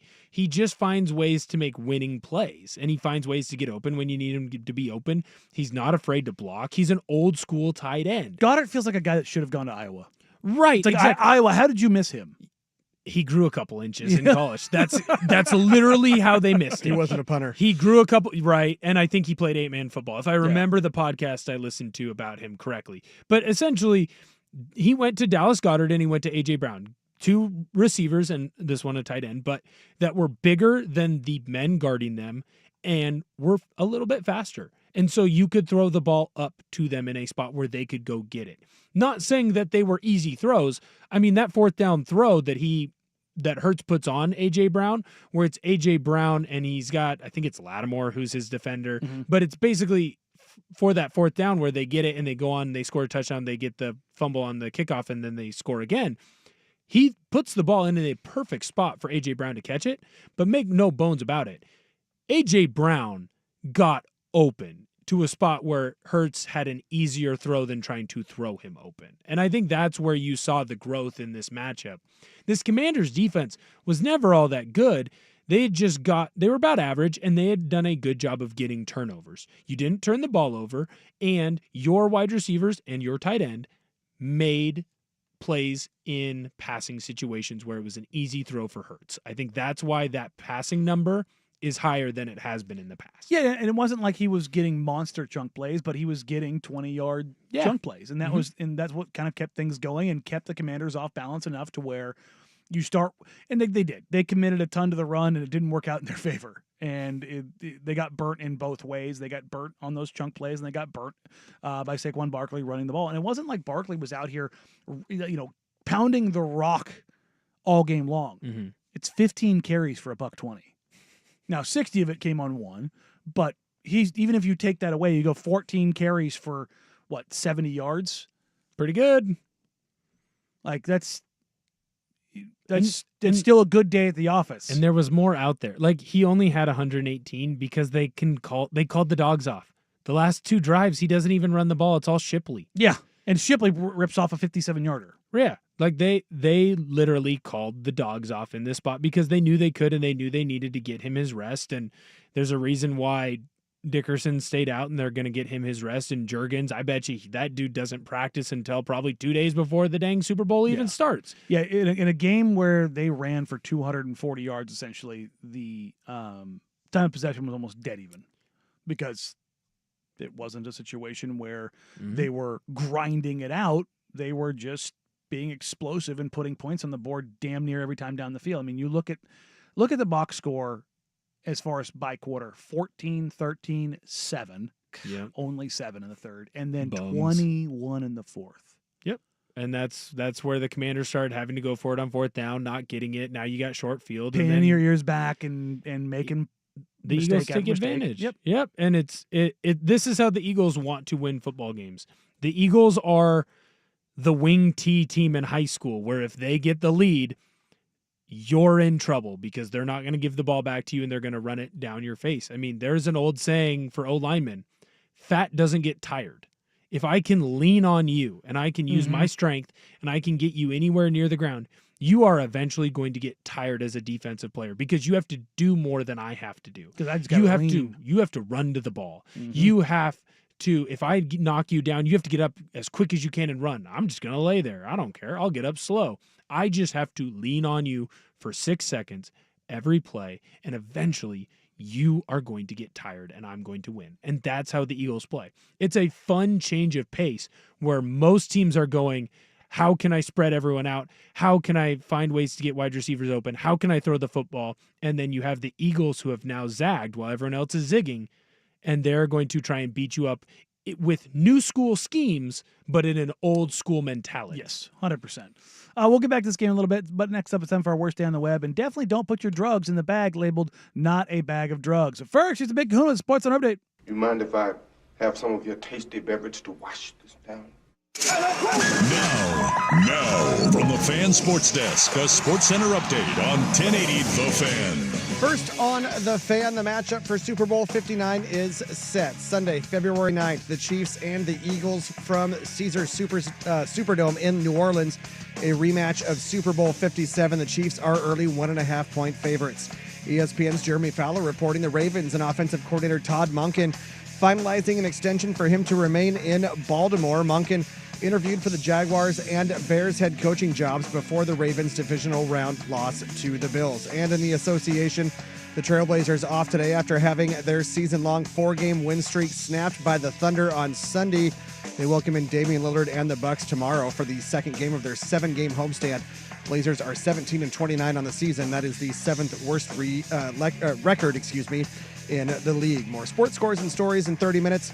I'm Jeff Rust at the Fan Sports Desk. Listen live or on demand on the Odyssey app, the Fan's desktop player, or tell your smart speaker to play 1080 The Fan. Live, local, and free. No subscription required. Portland's sports leader is 1080 The Fan.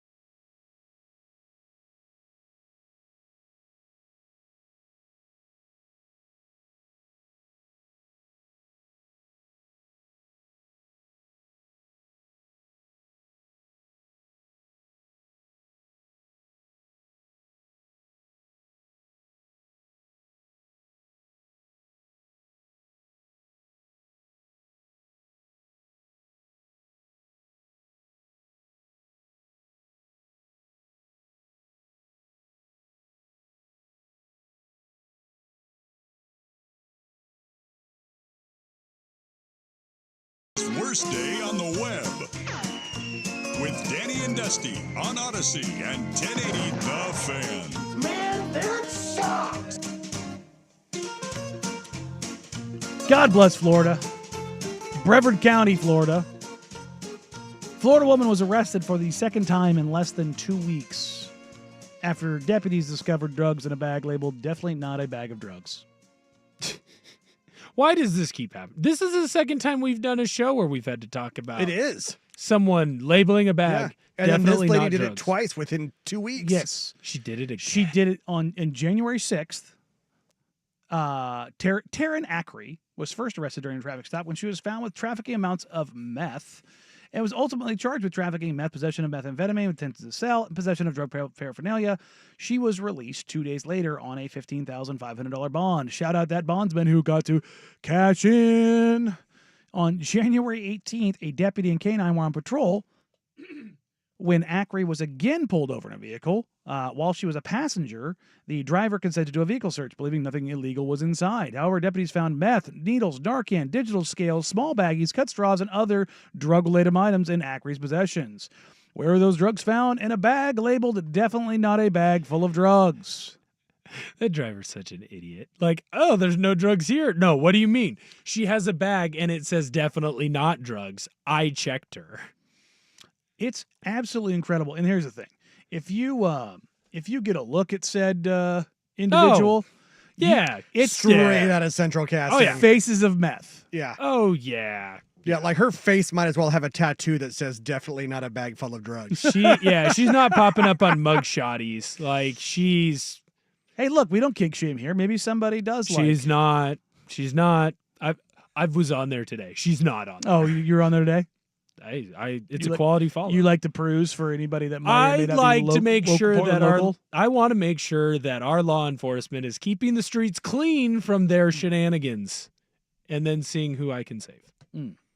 Talk yourself into anyone today. Not her. She can stay gone. She doesn't look single mommy enough. Yeah, you know the meth ones you typically want to stay away from. Yeah, Then, like- you know what? But look, petty theft, larceny, maybe some assault. Just means maybe they like getting a little weird. I typically stick to the loitering myself, but you oh, never you're know. not getting the good level. Vandalism No, is that's not the okay. good level of crazy that you're looking for. I Like, don't want crazy. I want If you're going to sane mug that shotties, you're not finding sane. I want sane that made a bad decision in a weak moment. That's well, go to BYU. She's just subject to poor circumstances. Tried. It's not her fault. Yes, it's the system. Somebody- it's not her. Look, if somebody else led her astray. In my younger days, if you're perusing that particular world, you're looking for a little bit of crazy.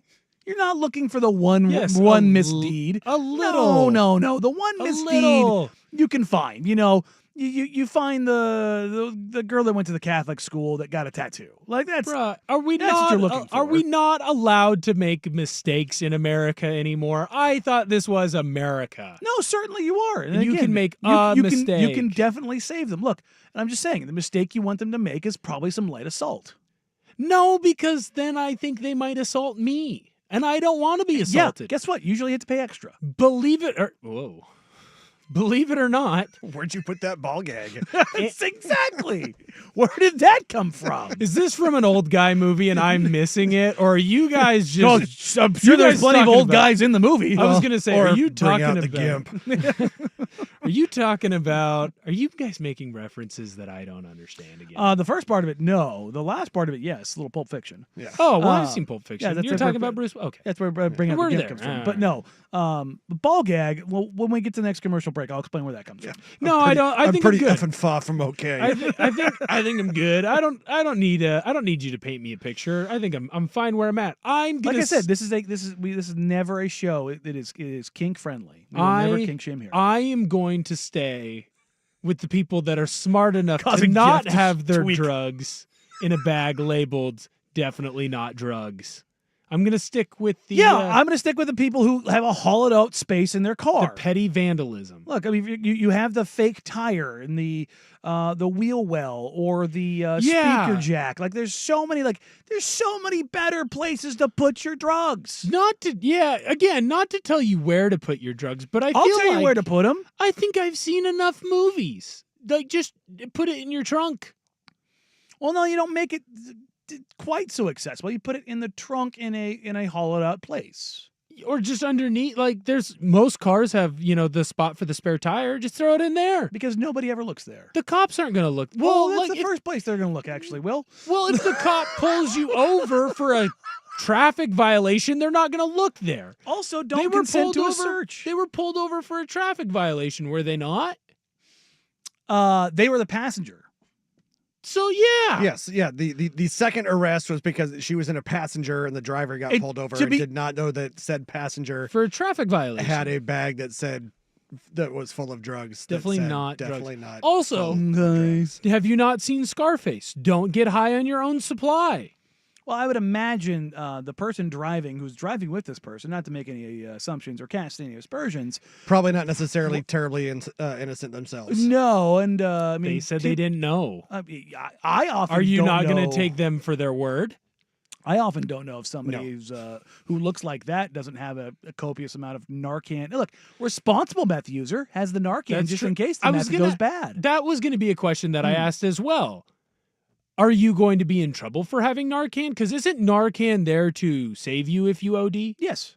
So if which is kind of like, yeah, but I think you're not supposed to just kind of be carrying that around loosely. No, you can.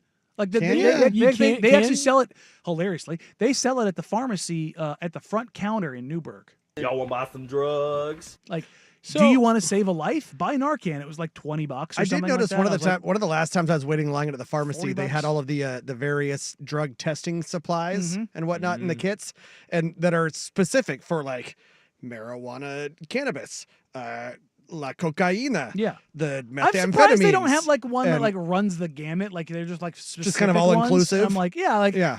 Buy one get one free. Yeah, because they want those people that have all of them in their systems to have to spend all that capital. Yeah, that's true. Spend the capital on the drug test rather than the drugs. You know what? That's a good way to stop there being drugs. A bit of a pivot, but Suk has talked about when he knows he's gone. He's going to go out in international waters and and do all of the drugs. And I was like, I kind of want to be in that same headspace, and then like have all of the different drug tests, and then take them afterwards. I'm like, you don't work. I very clearly have that in my blood right now. Like, I've tricked you. I've beat you. You're a bunch of phonies. I beat you. I took all these drug tests. I got 100% on every one. Just salute and fall face first into the ocean. I have so many questions. And I don't think... Go on. Not just for you, but for also... Back to Meth Lady, who keeps getting caught. Why wouldn't she change her MO? She already got caught with a bag that said definitely not drugs. Did you hear what was in the bag? Well, yes, again, methamphetamine. But shouldn't meth like help you like be more likely to do things? Brother, no. I had heroin makes you somebody tell me that somebody was hacking into their phone. From meth? They were on meth and they're like, "Can't you see this? Can't you see this?" Like somebody was hacking their phone like in front of them. Known, well, on the bright side, it's just another reason not to do meth. Maybe she should change course and buy a bag that says, guess what? This bag definitely has drugs.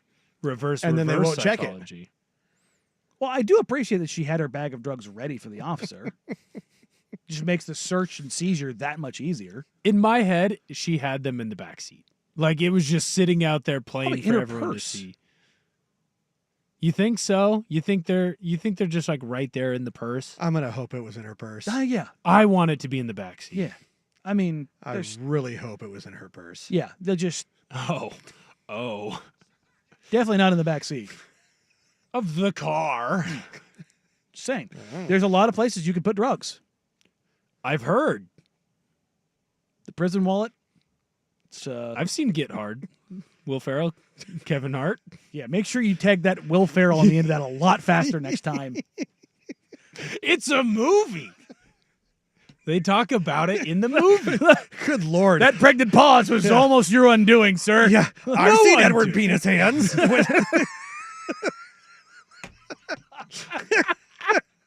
I didn't know that I wasn't allowed to quote Will Ferrell movies out here anymore. Oh, God. This is ridiculous. In the break, we might need to see if that pause lets... Because if there's too much airspace on that one. It still wouldn't be the worst drop I sweet have fancy here. Moses. No, it's a good spot to be. Good Lord. I can tell you what else. You know what else is a good spot to be? The Miami Heat, because boy, do we have some breaking news on just how great things are going from the Miami Heat and Jimmy Butler. Danny and Dusty, today the fan.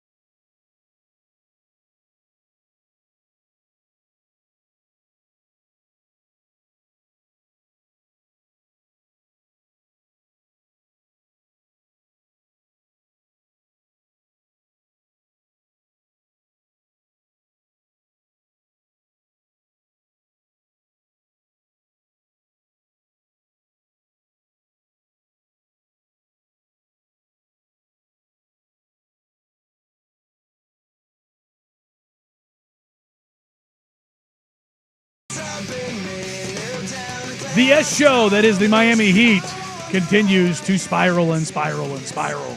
And you are just so upset about it. You hate to see it. Yeah, you hate to see it. According to ESPN's Shams Charania, the Miami Heat are suspending Jimmy Butler indefinitely. Sources tell ESPN. What happened? Well, Jimmy Butler was in practice, and he was informed that he will no longer be starting, and Hayward Highsmith, a name that sounds made up, will be starting in his place. To be fair, it does sound like, having watched the Portland Trailblazers beat the Miami Heat last week, it looked a lot like Jimmy Butler and Bam Adebayo were point shaving with the way they played. I'm really hoping that this sparks the Jimmy Timberwolves redux. I want to see him grab like an equipment guy, maybe a massage therapist, a doctor, maybe an intern, and go out there and beat the starting lineup by himself. I don't know that he's able to do that anymore. Oh, I think he is. You think he's still in prime Jimmy Butler, got it in his bag like that? Not prime, but I think he could still give him that. Like, when Jimmy wants to turn it on, he can still do it. He's not cooked yet. Right, and I'm not just disputing that. I think he has to pick and choose his spots, but also, don't you think that this Miami Heat starting five is a little bit better than that Timberwolves team? No. You Not really, don't? Not really. I mean, you take a look at it, that Karl Anthony Towns, Andrew Wiggins, like, they're talented players. They just don't have it. Bam is a part of that starting lineup, and he's a little tuned out right now. As good as Harrow's been phenomenal, but the biggest dog in that room is still Jimmy. Yes, And, not disputing that. the Miami Heat have released a statement. Wow. From an organization that never talks to an organization that can't stop talking. The Miami Heat are, and Heat is in all caps, by the way. Miami is regular capitalization, but Heat, all caps. The Miami Heat are suspending Jimmy Butler without pay effective immediately for an indefinite period to last no fewer than 5 games. Without pay. To be fair, their handle on their Twitter account does also have Heat in all caps. Oh, yeah, no. Yes. It's just, They're the Miami again, Heat. It's fun. Well, it's Heat culture. There you go. Yeah. Heat. The culture. suspension is due to a continued pattern of disregard of team rules, engaging in conduct detrimental to the team, and intentionally withholding services. This includes walking out of practice earlier today. I find all of this very funny, as you can all tell, as I am rolling around in this. This is like Winnie the Pooh finding a bucket of honey. Heat culture. Love to see it. All of this is you didn't have to be Nostradamus to see this coming. That what's good for you is good for me situation, the hypocrisy of it all. Mm-hmm. This was always what was going to happen. And pretending otherwise is hilarious. Tim Bontemps of ESPN, old Timmy Goodtimes, who I like, was notoriously railing against the Trailblazers for not just getting the deal done with the Heat, taking what you can get. Well, on the latest Hoop Collective with Tim Bontemps and Brian Windhorst, he said the Heat are going to stand by and they're not going to just take some bad deal just because Jimmy wants to get it done. It's like, that's interesting. What's different about this situation that was any different from the Trailblazers? Oh, that's right. The Miami Heat are a prestige franchise on the East Coast that get treated differently because Pat Riley's the Godfather. Pretending that doesn't exist is foolish and stupid to begin with. But all of this is ultimately going to be funny when this leads to a scenario where Jimmy Butler's traded for pennies on the dollar. Because they're going to run into a situation. This is about the closest case we have to a unstoppable force meeting an immovable object when you're talking about the egos of Jimmy Butler and Pat Riley. Mm-hmm. Because if you think that this is going to stop with Jimmy Butler getting suspended, you are out of your bleeping mind. This man is not going to sit there and be like, you know what, Pat, you're right. I'm going to take this suspension on the chin for the next 5 games, and I'm going to forfeit another $2 million. What in Jimmy Butler's history makes you think that is going to be the case? He's also the classic, like, as soon as it's over, I'm going to tear it down. I'm going to burn it down. And he has plenty of people that he can go to make sure that he gets his message out. I I wonder if it is a little different this time because he's not just upset with the players, he's more upset with the coaching staff and more upset with, frankly, the front office. But even if he gets to go where he wants to go, it seems like he wants to go to Golden State. No, Phoenix. Phoenix? Phoenix is the city. It is the team, yeah. Are they going to win anything now? Because isn't that what he always wants to go to? Like, does that instantly turn Phoenix into a legit title contender? No, but I think he wants to go get paid. And that is the thing, is that the Phoenix Suns have signaled that they are going to get paid. Or that the Phoenix Suns will pay him. And he's in the last year of his deal. Yes, so he has a $52 million option that is out there. And that's the toxic thing, in that Jimmy Butler can look at this and go, I'm going to take the option and waste another year for the Heat. Mm-hmm. And now they'll say, well, we'll just suspend you or this. The league is eventually going to step in. If you remember during the Damian Lillard trade saga, the league did actually step in for a moment and we're like, hey, guys, we need you to knock this off and play like adults. And I think you're seeing the last of the bygone era of stars being able to demand trades at this level because of the way the new CBA is. And it's just a very, very interesting inflection point for where the league is and where the league will be in a couple of years. But mostly I'm just sitting back and pointing and laughing because it's fun. And also, who really thinks that they're going to be able to beat Pat Riley? Well, there is a belief that if anyone can, it's Jimmy. If he digs his heels in long enough and he whines and cries long enough, he will win. He has the ability to make it so very toxic. I just like that he does it in a different way. Like James Harden's like, I'll just get fat. Butler's like, I'm going to make your life hell. Which it's a good place to be. All right, coming up next, Portland Trailblazers won 4 straight. Scared the living bejesus out of Jeff Rust. And what in the world is going on? And that's exactly what we're going to dive into. Is the trade deadline is now 10 days and 6 games away here. Coming up in hour number 3 here on Danny and Dusty, Danny the Fan.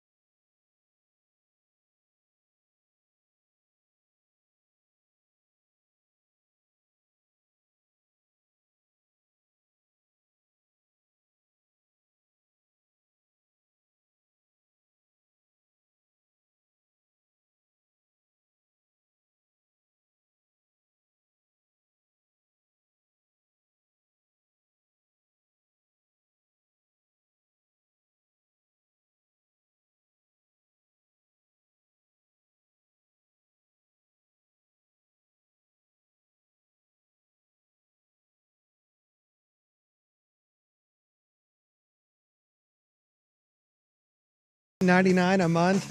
Find your Crunch Time in Portland, Vancouver, and online at crunch.com. First on The Fan, the matchup for Super Bowl 59 is set. Sunday, February 9th, the Chiefs and the Eagles from Caesars Superdome in New Orleans. A rematch of Super Bowl 57. The Chiefs are early 1.5-point favorites. ESPN's Jeremy Fowler reporting the Ravens and offensive coordinator Todd Monken finalizing an extension for him to remain in Baltimore. Monken interviewed for the Jaguars and Bears head coaching positions before the Ravens' divisional round loss to the Bills. The Trailblazers off today after having their season-long 4-game win streak snapped by the Thunder on Sunday. They welcome in Damian Lillard and the Bucks tomorrow night for the second game of their 7-game homestand. The Blazers are 17-29 on the season.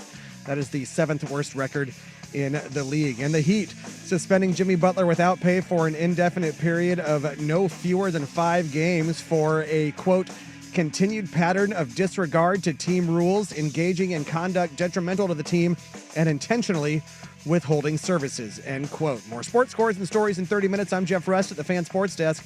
Listen live or on demand on the Odyssey app, the Fan's desktop player, or tell your smart speaker to play 1080 The Fan. Jump back to earlier parts of your favorite fan shows on the Odyssey app. The only way to rewind Portland's sports leader, 1080 The Fan.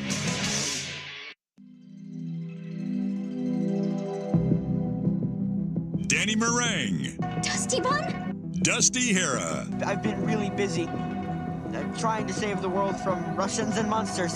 This is Danny and Dusty on the Odyssey app and Portland's sports leader. Of course you have. 1080. I want to hear it. The Fan. Hour number 3 here on a Monday afternoon on Danny and Dusty. Whether you're listening on 1080 AM, watching along on youtube.com/1080 AM The Fan, or twitch.tv/1080 AM The Fan. We appreciate you. We love you on this wonderful, wonderful post-championship Monday. Dusty Hera out just for the day. He'll be back tomorrow. Will Ortner in. And Jeff Russ behind the glass. Thank you all for being here. We've hit both the championship games. Let's hit a little bit of basketball because I'm in the chair. I'm in control now. I have the microphone. You will listen to what I say. I am the captain now. Go full wedding singer. If you say one more word, I will wrap this microphone cord around your throat. I thought you were going to go with the actual, the wedding singer. Yeah, no. With the F-bombs and no, clips of the heart. Which is fun. But we're not going to go there. Instead, with a little bit of NBA here. We'll kind of cover, I think, all of the NBA here in the sense of the Jimmy Butler suspension, the dunk contest, which sucks, and the Portland Trailblazers were on a 4-game winning streak, their longest since October of 2022. They sweep a 3-game Southeastern Conference road trip, including those Miami Heat, which, that game was horrendous. Beat the Orlando Magic, which, again, that game was horrendous. And then they went in Charlotte by 5 over a very, very, very bad Charlotte team. I had a bunch of people asking, what the hell is going on? And I threw my hands up and went, I don't know what else you want them to do other than shut guys down, and they're not going to do that yet. And you can agree with that. You can disagree with that. I think most of you disagree with that. And I get it. I do. My eyebrow is certainly raising because they basically can only win 5 more games the rest of the season. If they want to get a top, what is it, 3 pick? Top 5 chance. They're not getting a top 2 chance. And they're probably not getting a top 3 chance. And if you're angling for the pick, you're hoping for top 5 odds. Now, you want the top 5 odds so that you can get the number 1 overall pick. Because when you start looking at where things are, it gets a little dicey. Now, what happened on this road trip? Well, they beat Miami because Miami is just asunder. They are a complete S show. And I think that's something that has kind of described the Blazers' wins this year. I'm not going to go through all of them because, my God, that'd be a terrible way to do this. I don't know. I think you should go just through go through all the wins. 17. Please tell me. Well, that's why they won. That's the really interesting thing. When you if you look at the game log and you look at the games that they have won, how many of their wins, and I'm not doing this to discredit them. This is a thing Joe Simons and I were kind of discussing the other night. I was like, how many wins do they have that are good wins? Because you take a look at their wins this season, and you've gotten 3 over the Pelicans, which when they were disgusting. Mm-hmm. Okay. You got 2 over the Timberwolves when they have no idea what the bleep they're doing. And you beat the Kings when the Kings were in their death spiral before they fire Mike Brown. You have the good wins I see on this. The Atlanta Hawks, the Houston Rockets, the Milwaukee Bucks, The Mavericks when they were missing Luka. So I wouldn't say that's a good win. So let's look like But other than that, the teams you have beat, the Nuggets. There you go, the Nuggets. So it's 4. 4 of their 17 wins aren't some either version of this team really sucks, their opponent, or something going on with the opponent. Right. Like you can say the win over the Heat, like the win over the Heat still counts. But would you say that the Heat are going through it right now? Yeah, I would say that their focus is not on basketball games being won. Okay, you had a win just recently over the Chicago Bulls. Is that a good team? Nope. You had a win again over the Charlotte Hornets, and basically what's a roster made of Exhibit 10 guys. Yeah. Now, the win over the Orlando Magic. I tweeted out the stat afterwards. Teams that have shot under 35% from the field and under 25% from 3 in the three-point era, which is from 1979 to 1980. Care to venture just a rough estimate of how many times that has happened? Because it's a lot since 1979, 1980. Well, I would assume it's mostly in the 80s and 90s. There's actually a lot of them recently, too. Just because you have guys chucking it up and just one of those games where games. everyone's cold. You know, it's just, yeah, in 82 games, it happens. A lot of big numbers. 1,236 times. 1,236 times that it happened. That has happened since 1979, 1980. Okay. That team has won 26 times. And you got one of them? And you got one of them. No, they got one of, like, you didn't get the win. Right, because you got the loss. They beat the Magic. So like that's what I'm saying. That Magic team was so bad. There was no level the Blazers could get to lose that game. Right. And again, you look at the Blazers in that game, they scored 102 points. They weren't lighting the Nets on fire. Now, they were very disruptive. They were very good. I was talking to a few people in the league yesterday. I was like, "Did you watch one of the scouts was like, did you watch the Blazers play the Magic?" He was like, "Yeah." He goes, "What happened to Paolo?" It may have been Paolo Banchero's worst game of his career. It was 1 of 14, had 5 turnovers. Jabari Walker is apparently Paolo Banchero kryptonite. And then stopper. And then they barely beat a Charlotte Hornets team without LaMelo Ball, without Miles Bridges, without Brandon Miller, and they lose Caleb Martin after the first quarter. And they win by 5. I think they're doing the thing that they need to do to lose the games, but opponents aren't abiding. Right. Now, post All-Star break, we've talked about this endlessly. They will find a way to turn off the water.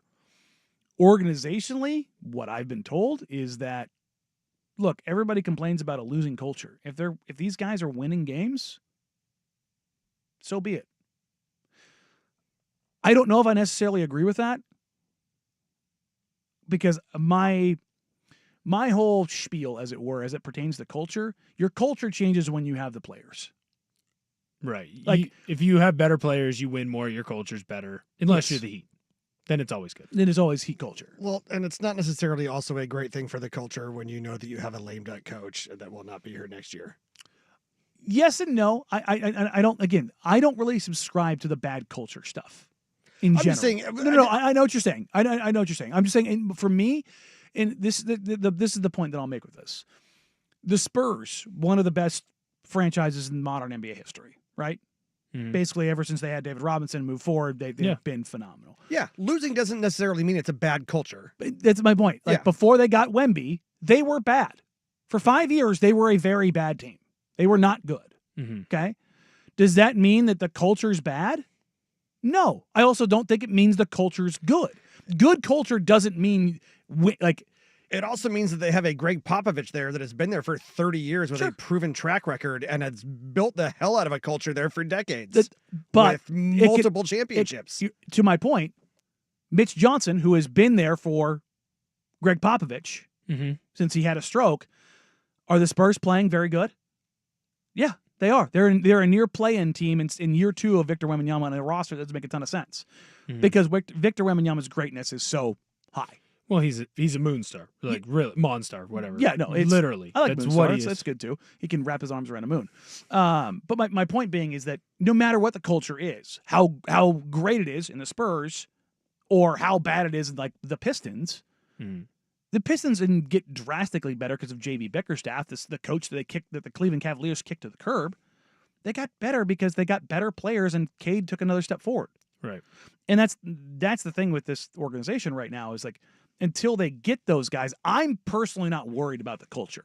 And that's just something that I believe in. Now, can it get really bad and toxic and becomes a real problem? Yes. Like there's levels to how bad a culture can be, but I'm not really worried about a bad or good culture right now. I think right now the thing that I've always harped on is I want to see the growth in Scoot and Shaden. And I think that it's fair that a lot of the fan base is very confused as to why it felt like when you saw the growth from them, they then got moved to the bench. And I think that that's a fair question to ask of like, it feels like, hey, they're making strides. Could it be against who they're playing? Yes, 100%. It could be, it was set up, whatever the other team was doing defensively makes it easier for Scoot to get shots up or Shaden, whoever. But I do feel like right now there's just so many questions, and frankly, Blazer fans also are not handling tanking very well and understanding, hey, you're going to suck. You're going to have moments of good. You're going to have moments of really, really bad. And you just want to hope that you, year after year, get more moments of good as opposed to really, really bad. But even at the end of the day, if best case scenario, right, you get that 5th spot, right? You get that 5th best odds or whatever. There's still no guarantee that you get one of these top players. No. So even if you are horrific to the Detroit Pistons case, and the Detroit Pistons are the key of this. And they fell back multiple times. Right. So I think I'm kind of okay with the Blazers actually winning games if the growth of Shaden and Scoot continue in this way. And Klingon, of course. And Denny. Like, and that's the thing is like Denny's been their best player this year. Yeah. Mm-hmm. And he was phenomenal last night. And so so then you have to include him as well. So like he just turned, for everybody who forgets that Denny is part of the young core, Denny turned 24 2 weeks ago. Right. So you have this crew of you have a crew of 5 guys that you want to continue to see growth. Is it wrong of me to kind of think I'm okay with more wins? I think it's not wrong of you. Yes. And for Jeff it is, because he's wholly on the right the full sell. And if you could guarantee Flag or Bailey, I'm with you. Which you can't. 10 years but if ago, you could, you basically could with the way those odds were. Right. But I'm raising my eyebrow at this now of like, are they probably winning a little too much? I think they are. It's more of, it has less to do with them and more about a couple other teams starting to pull the plug a bit sooner.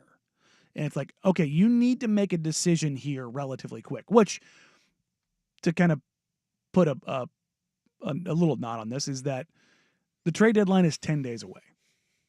Post-trade deadline, I think you're going to see some guys shut down. Now, does that mean I think, if Ant, Jeremy, DA, Rob, Batiste, anybody else who's on the roster now that is here post-trade deadline is going to get shut down the day after the trade deadline? No. Mm-hmm. I think you'll still see them playing a couple more games, which is why you probably need to start making some tactical decisions, as it were, wink, wink, nod, nod, if you're going to try to put yourself in that mix. What we don't know is if the winning is being encouraged by the front office, by coaching, or by ownership. Or all three. Or some semblance of all or none. And that's the thing is like, and you just kind of have to wonder where the alignment actually sits right now. Because the number that I've said over and over again is 22. 22 wins. You start winning more than that, that's when it starts getting dicey. And that's when you can push your way out. And again, we are pretty close. And the one thing in the back of my head that just keeps kind of going, the reminder is, post-trade deadline, this team has been god awful the last 3 years. It has been the worst, the second worst, and the worst team in the NBA. They have won 13 games over the last 3 trade deadlines. That's incredible, actually. That's so good. It's the best bad you can be. Yeah. So they know how to do that. I mean, this is a team that played John Butler Jr. or John Butler III as a point guard in Game 82 against the San Antonio Spurs. San Antonio Spurs. Which hilariously, the Spurs Brought to you by Stridex. Yeah, the Spurs winning that game may have been the thing that got them Victor Wembanyama. Yeah, that made Jeff sick. God, I hate you guys. Yeah. See, this is why ethical tanking. This is kind of this is the counter argument of like, well, if you just play the games and let the basketball gods decide, and don't throw John Butler III out there or John Butler Jr. I can't remember which one. It's one or the other. Shout out John. He's a really nice guy. But it just puts you in these positions where you're like, don't want to have to make this decision. That's okay. I'll take the 0, teacher. There you go. 100%. All right. So that's where the Blazers sit right now. Again, 10 days until the trade deadline. 6-game homestand. The Blazers play the Kings February 6th. Like I said, you should expect a press conference, I think, post-trade deadline closing at noon. Because, that'll be before game. tip that day. Yeah. So, look for a roster of about, 6 to 7 guys? Maybe some Rip City Remix call-ups? All the youngins. Well, I don't think you're going to, like I said, I don't think you're going to see it immediately. I think you're going to see it very quickly with some guys. But I don't think you're going to see post-trade deadline. Okay, ding, ding, ding, ding. I just meant in terms of, some fill-ins for that evening because you could be fairly well short-staffed. On the evening of the deadline. I don't think that's going to be the case. Well, it damn well better be. I don't think so. Looking around the NBA right now, I don't think there's going to be a lot of moves, but we'll see. All right, coming up next, we're going to keep it in the NBA because this is, do we need to kill the dunk contest? Danny and Dusty, the Fan.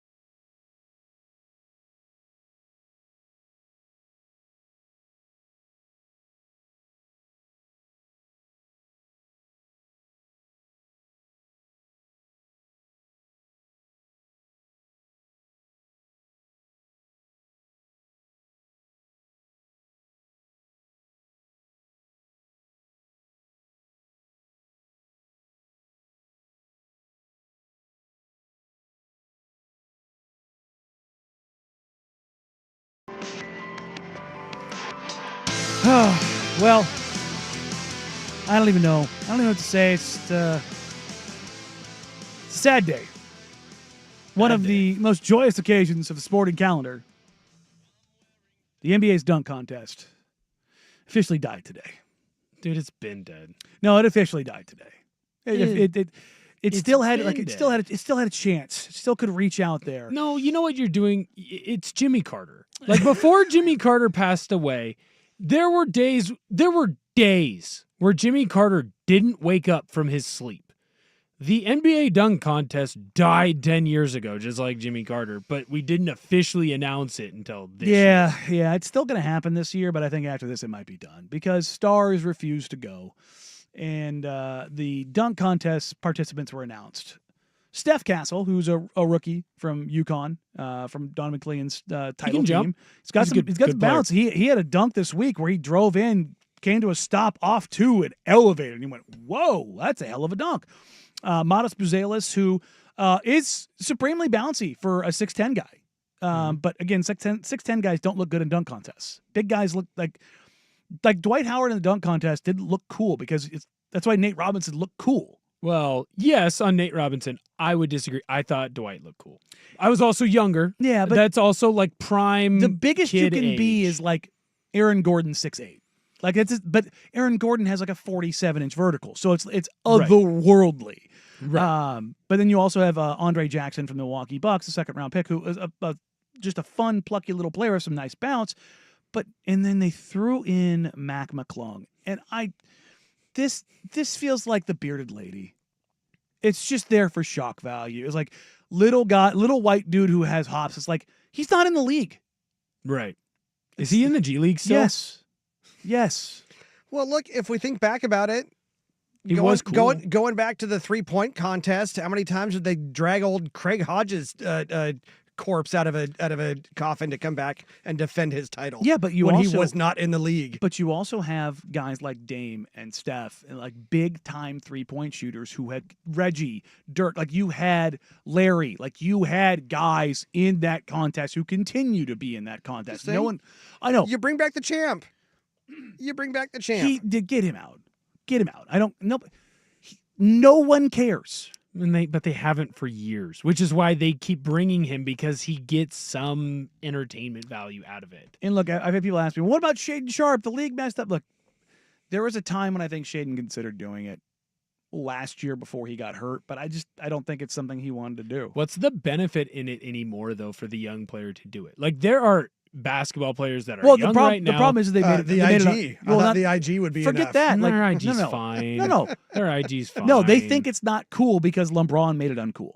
LeBron said no. They wanted LeBron to do it. LeBron said no. That was the downside of it. He didn't do it when he was asked 20 years ago, and everybody since has been like, well, if he doesn't going to do it, why would I? Well, it's also the same with most All-Star games. Guess what they're doing this weekend? The Pro Bowl. Guess what's going to suck? The Pro Bowl. There was a time and a place when it made sense. Sean Taylor killed a man. Well, I mean, I think he survived, but you actually used to, back in the day, much longer before I was born, you didn't get to watch every game. You didn't get to watch every team play.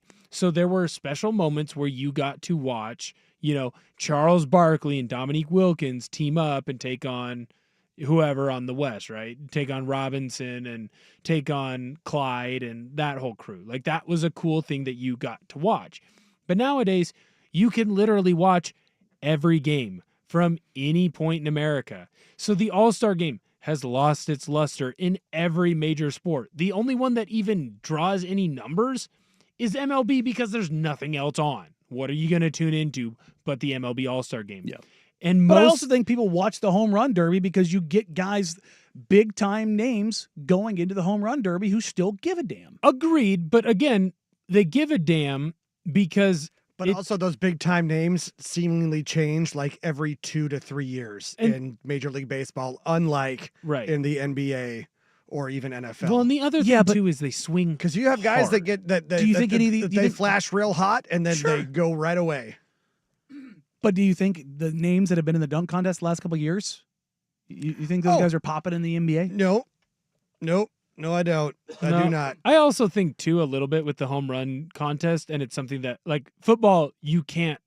it looks really bad if you half-ass it, and no football player is going to take the Pro Bowl, save Sean Taylor, series. So they half-ass it, which is why no one cares about it.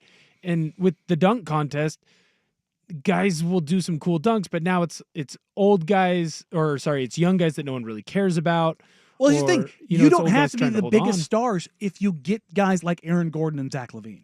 And they were awesome and they were great dunkers, but you don't even get those guys. And that's the thing is like, and they made those guys kind of stars, or at least I knew about them. Look, your average fan is like, oh, Aaron Gordon. Anthony Simons was not getting shine early in his career as a scoring guard in Portland. He goes out there and wins a dunk contest, and it did propel his name out there. It does. It still does. Like we know who Mac McClung is because he went out there and won a dunk contest. We also don't care about him because he doesn't have any actual power in the NBA. Yes, we knew about him because he'd had the cool highlights from college or high school where he has the crazy dunks. I just think for whatever reason, the baseball one works because you have people paying attention to it because, again, there's nothing else to watch. And then for whatever reason, baseball players still like hitting home runs. Everyone, like chicks dig the long ball. Everyone likes watching home runs. Everyone likes hitting home runs. And it doesn't really affect your swing all that much. I think some of it too, and maybe you're onto something on this, is LeBron said no, so all the other stars said no and stopped doing it. In the MLB, the greatest home run hitter of all time always did it. Barry Bonds always did it when he could, right? You have Ken Griffey Jr. He always did it when he could. Was out there. And like you just go down the list of guys who did it. There's also not a negative to doing. Oh, no, there is. For the home run derby? Oh, yeah. No, you change your swing, and there's the curse of changing your swing for the home run derby. And well, what it did post All-Star break. Like, there's a whole big deal about that. But what I'm saying is if you don't win. Oh, yeah. Like, to the fan, to the player, there's no drawback if you don't win a dunk contest either, because it's all fake and it's all made up. Yeah, I don't know. I feel like there are times where guys will, hey, you lost in the dunk contest, and they'll use it against players' legacy, which is so stupid. But I think that people do it at times. I think it hypes up Michael Jordan's legacy to a degree. Yeah, 100%. It was always a win-win. It was nobody's ever like, oh my God, this guy was so bad in the dunk contest. Blah, blah, blah. It's like we don't go there. We don't. It's maybe. Weird. I mean, think about the worst dunk contest participant real quick. You can't think of it. Fair. Who was the guy who missed Wait, did every you just dunk? say Ant? I said, no, he won his. Blew out a candle at the top. It was actually not a bad little dunk. But that's it. It's the death of dunk contest. Just put it away. I'm done. It's been dead. It's Jimmy Carter. We're calling the time on it. All right, coming up next, Will and Jeff are going to take you home because I'm heading out the door. I'm going to host a mentoring event for women in sports and events. They weirdly enough asked me to come speak, and thank you. I appreciate you guys. I don't know what I can tell you guys, but so I'm gonna head out of here. Actually, women. No, guys and dudes, unisex. Dude is for sure unisex. I'll stand on guys being unisex. I was giving you a hard time. I had to. You're going to speak at the women's at a women's conference, and you kept saying guys. Yeah, no, because guys is it implies it is all inclusive. So they'll take you home for the final half hour of today's show. But first, here's the big Kahuna Sports Center update. Now, from the Fan Sports Desk, a Sports Center update on 1080 The Fan. This update brought to you by Vulcan Design and Construction.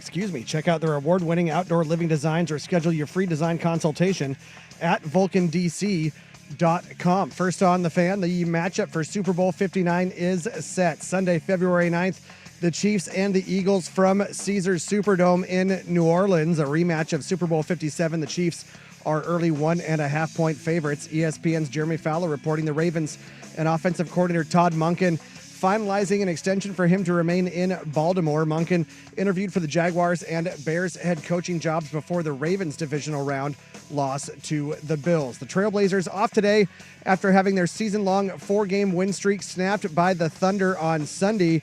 They welcome in Damian Lillard and the Bucks tomorrow for the second game of their 7-game homestand. The Blazers are 17-29.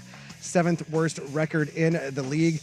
The Heat suspending Jimmy Butler without pay for an indefinite period of no fewer than 5 games for a, quote, continued pattern of disregard to team rules, engaging in conduct detrimental to the team, and intentionally withholding services, end quote. More sports scores and stories in 30 minutes. I'm Jeff Rust at the Fan Sports Desk. Listen live or on demand on the Odyssey app, the Fan's desktop player, or tell your smart speaker to play 1080 The Fan. Slam Dunk in Vegas is our nationwide contest for a chance to have the ultimate tournament viewing experience with 3 of your friends. More info at 1080thefan.com.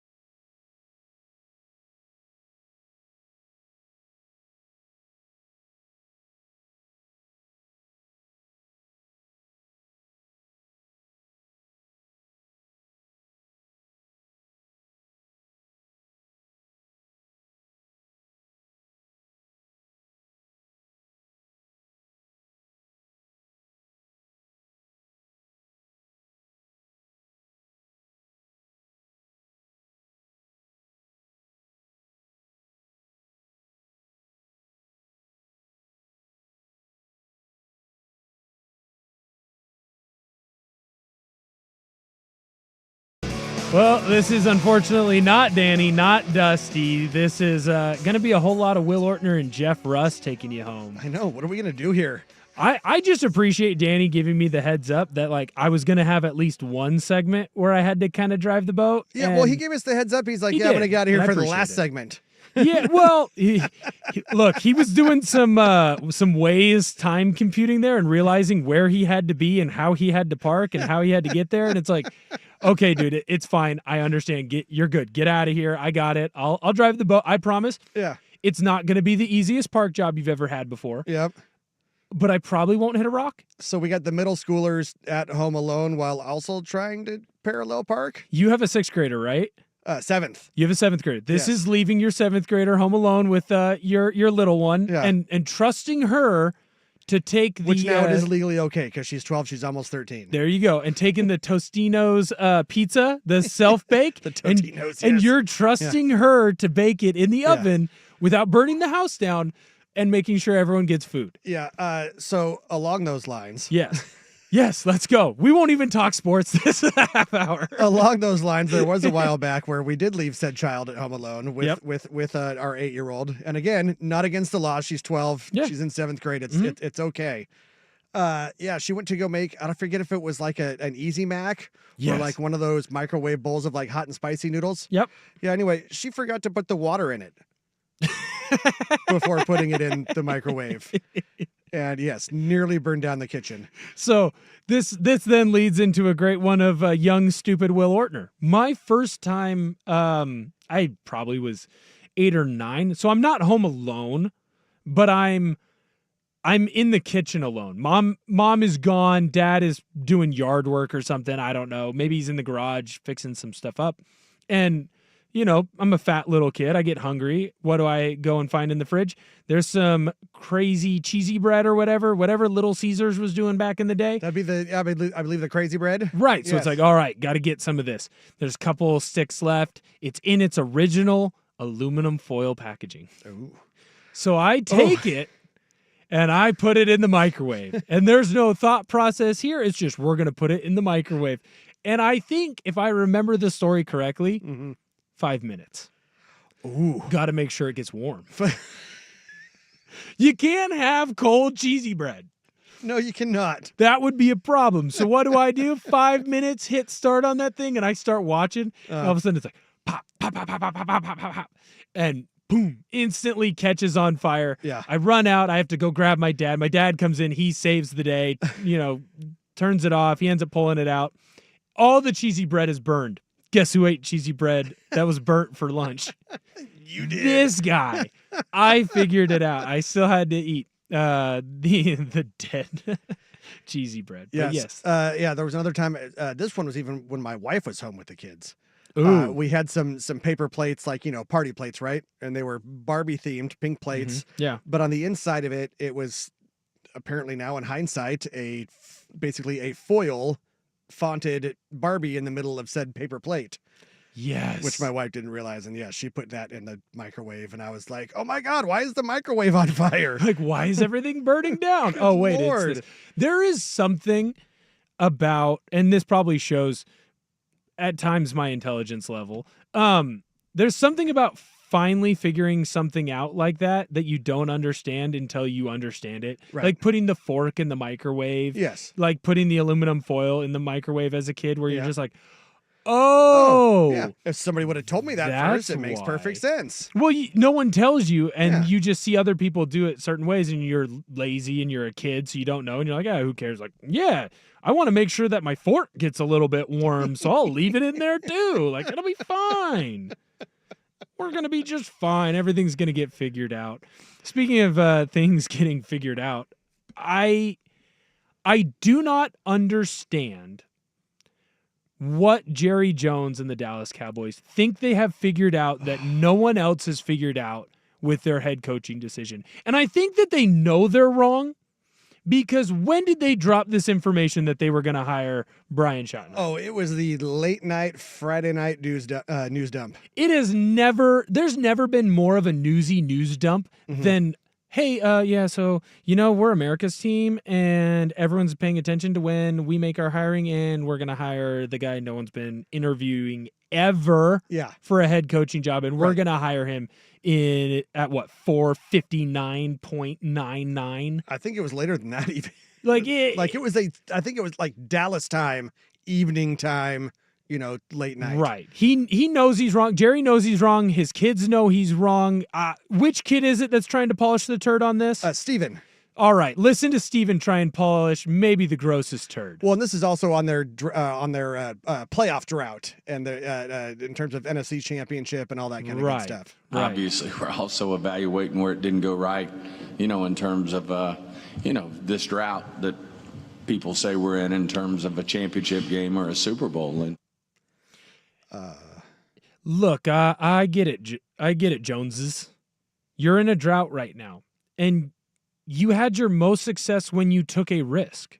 Mm-hmm. It was a risk to go get Jimmy Johnson. Frankly, it was a risk to fire Jimmy Johnson and go get Switzer. In the long run, it didn't work out, but for the short term, for that 1 year, it very worked short out. term, it worked out, and you got a title. Well, and even in this presser, Jerry Jones is sitting there. They asked him, and he's like, "Oh yeah, this is a tremendous risk. This is a huge risk." With the guy that he just hired sitting right next to him, like he's acknowledging basically that Brian Schottenheimer did not interview with anybody. No, and in this cycle. no one's ever talked about wanting him to be a head coach. In fact, the last job that he had as an OC, Seattle, he was ran out of town. Yeah.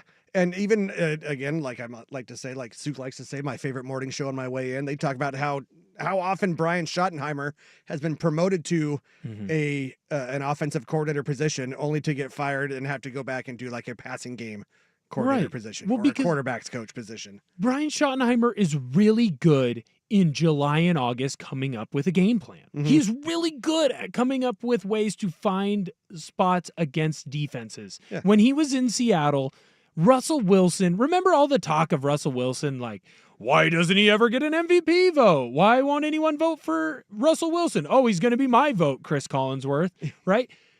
It was always at the beginning of the season when he would show you a look that based on last year's tendencies, he was going to do one thing. And then he would do the exact opposite of that thing that best attacked how that defense was trying to attack, what his old tendencies were. And weeks 1 through 8, he looked awesome. He couldn't do wrong. Russell Wilson was always having career numbers. He was cooking. You would see Tyler Lockett explode receiving-wise. DK early in his career, he had a lot of success early because you had a coordinator who had come up with a great game plan for September and October. Yeah. The problem is that there's a lot of really smart defensive coaches in the NFL. And once you establish tendencies, they find ways to take those away from you, those top plays. Yep. And you always saw the Seahawks falter down the stretch because those teams had taken those things away that they were trying to do. And then the Seahawks didn't have a counterpunch. They had a great right jab. Yeah. They had a great jab. But the minute that you were able to take that away and you hit them with a hook, they had no answer. It's almost like, a lot of the great offensive teams and offensive minds even who are, maybe they start out as great, having that first drive, your first 12 to 15 plays scheduled and scripted. And then what happens after that? Sometimes it's not so great. No, there's the best offensive coaches and coordinators and defense too are the ones who can make the adjustments. And adapt. Sean McVay is great, not because of the first 12 he can draw up. He's great because when it's halftime, he makes the adjustment. Hey, do we need to run the football more? Do we need to look for more short passing routes, long passing routes? Those are things that Brian Schottenheimer can't do. And when you're complaining about not being able to make playoff runs, right now, let me remind you, in the NFC, the longest NFC championship drought is the Dallas Cowboys. Yeah. It's the Cowboys. Isn't that juicy? It makes it so great because it is, Jerry. Yeah. But you have a team and an organization that's supposed to be America's team, that's supposed to be known for winning, and they're not winning. And you have an owner who, back in the 90s, he made all the right moves. He pressed all the when right he buttons first got there to have success. Yeah, before senility set in. And now he's not. And you know what this is? You know what this hire is? He can't get out of his own damn way. It's Al Davis drafting in the 7th overall pick, Darius Hayward-Bay. Yeah. It's Al Davis 2.0, but Jerry Jones. And Joel S. on the old YouTube chat makes a great point. How come nobody talking about how the Cowboys didn't have any other options? Who else is taking that job with Jerry running the show? And that's a great point. Yep. Jerry makes these kinds of hires because, for one, he knows he doesn't have to pay them a bunch of money. And two, he knows he can control them and keep them under his thumb. Like, look at Jason Garrett or a Dave Campo or what have you. So, yeah,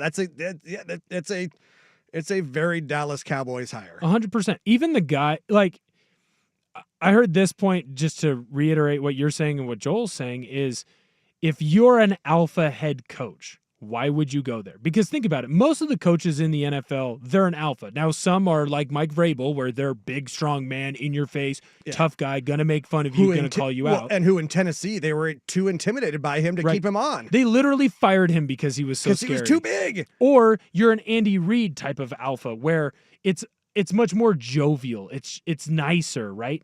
Don't get me wrong. When decisions need to get made in Kansas City, Andy Reid's the one who makes them. Mm. And he just does it in a different way, in a much nicer way, or at least that's the way it seems. He comes off as this big, jovial, nice guy, but he is the alpha.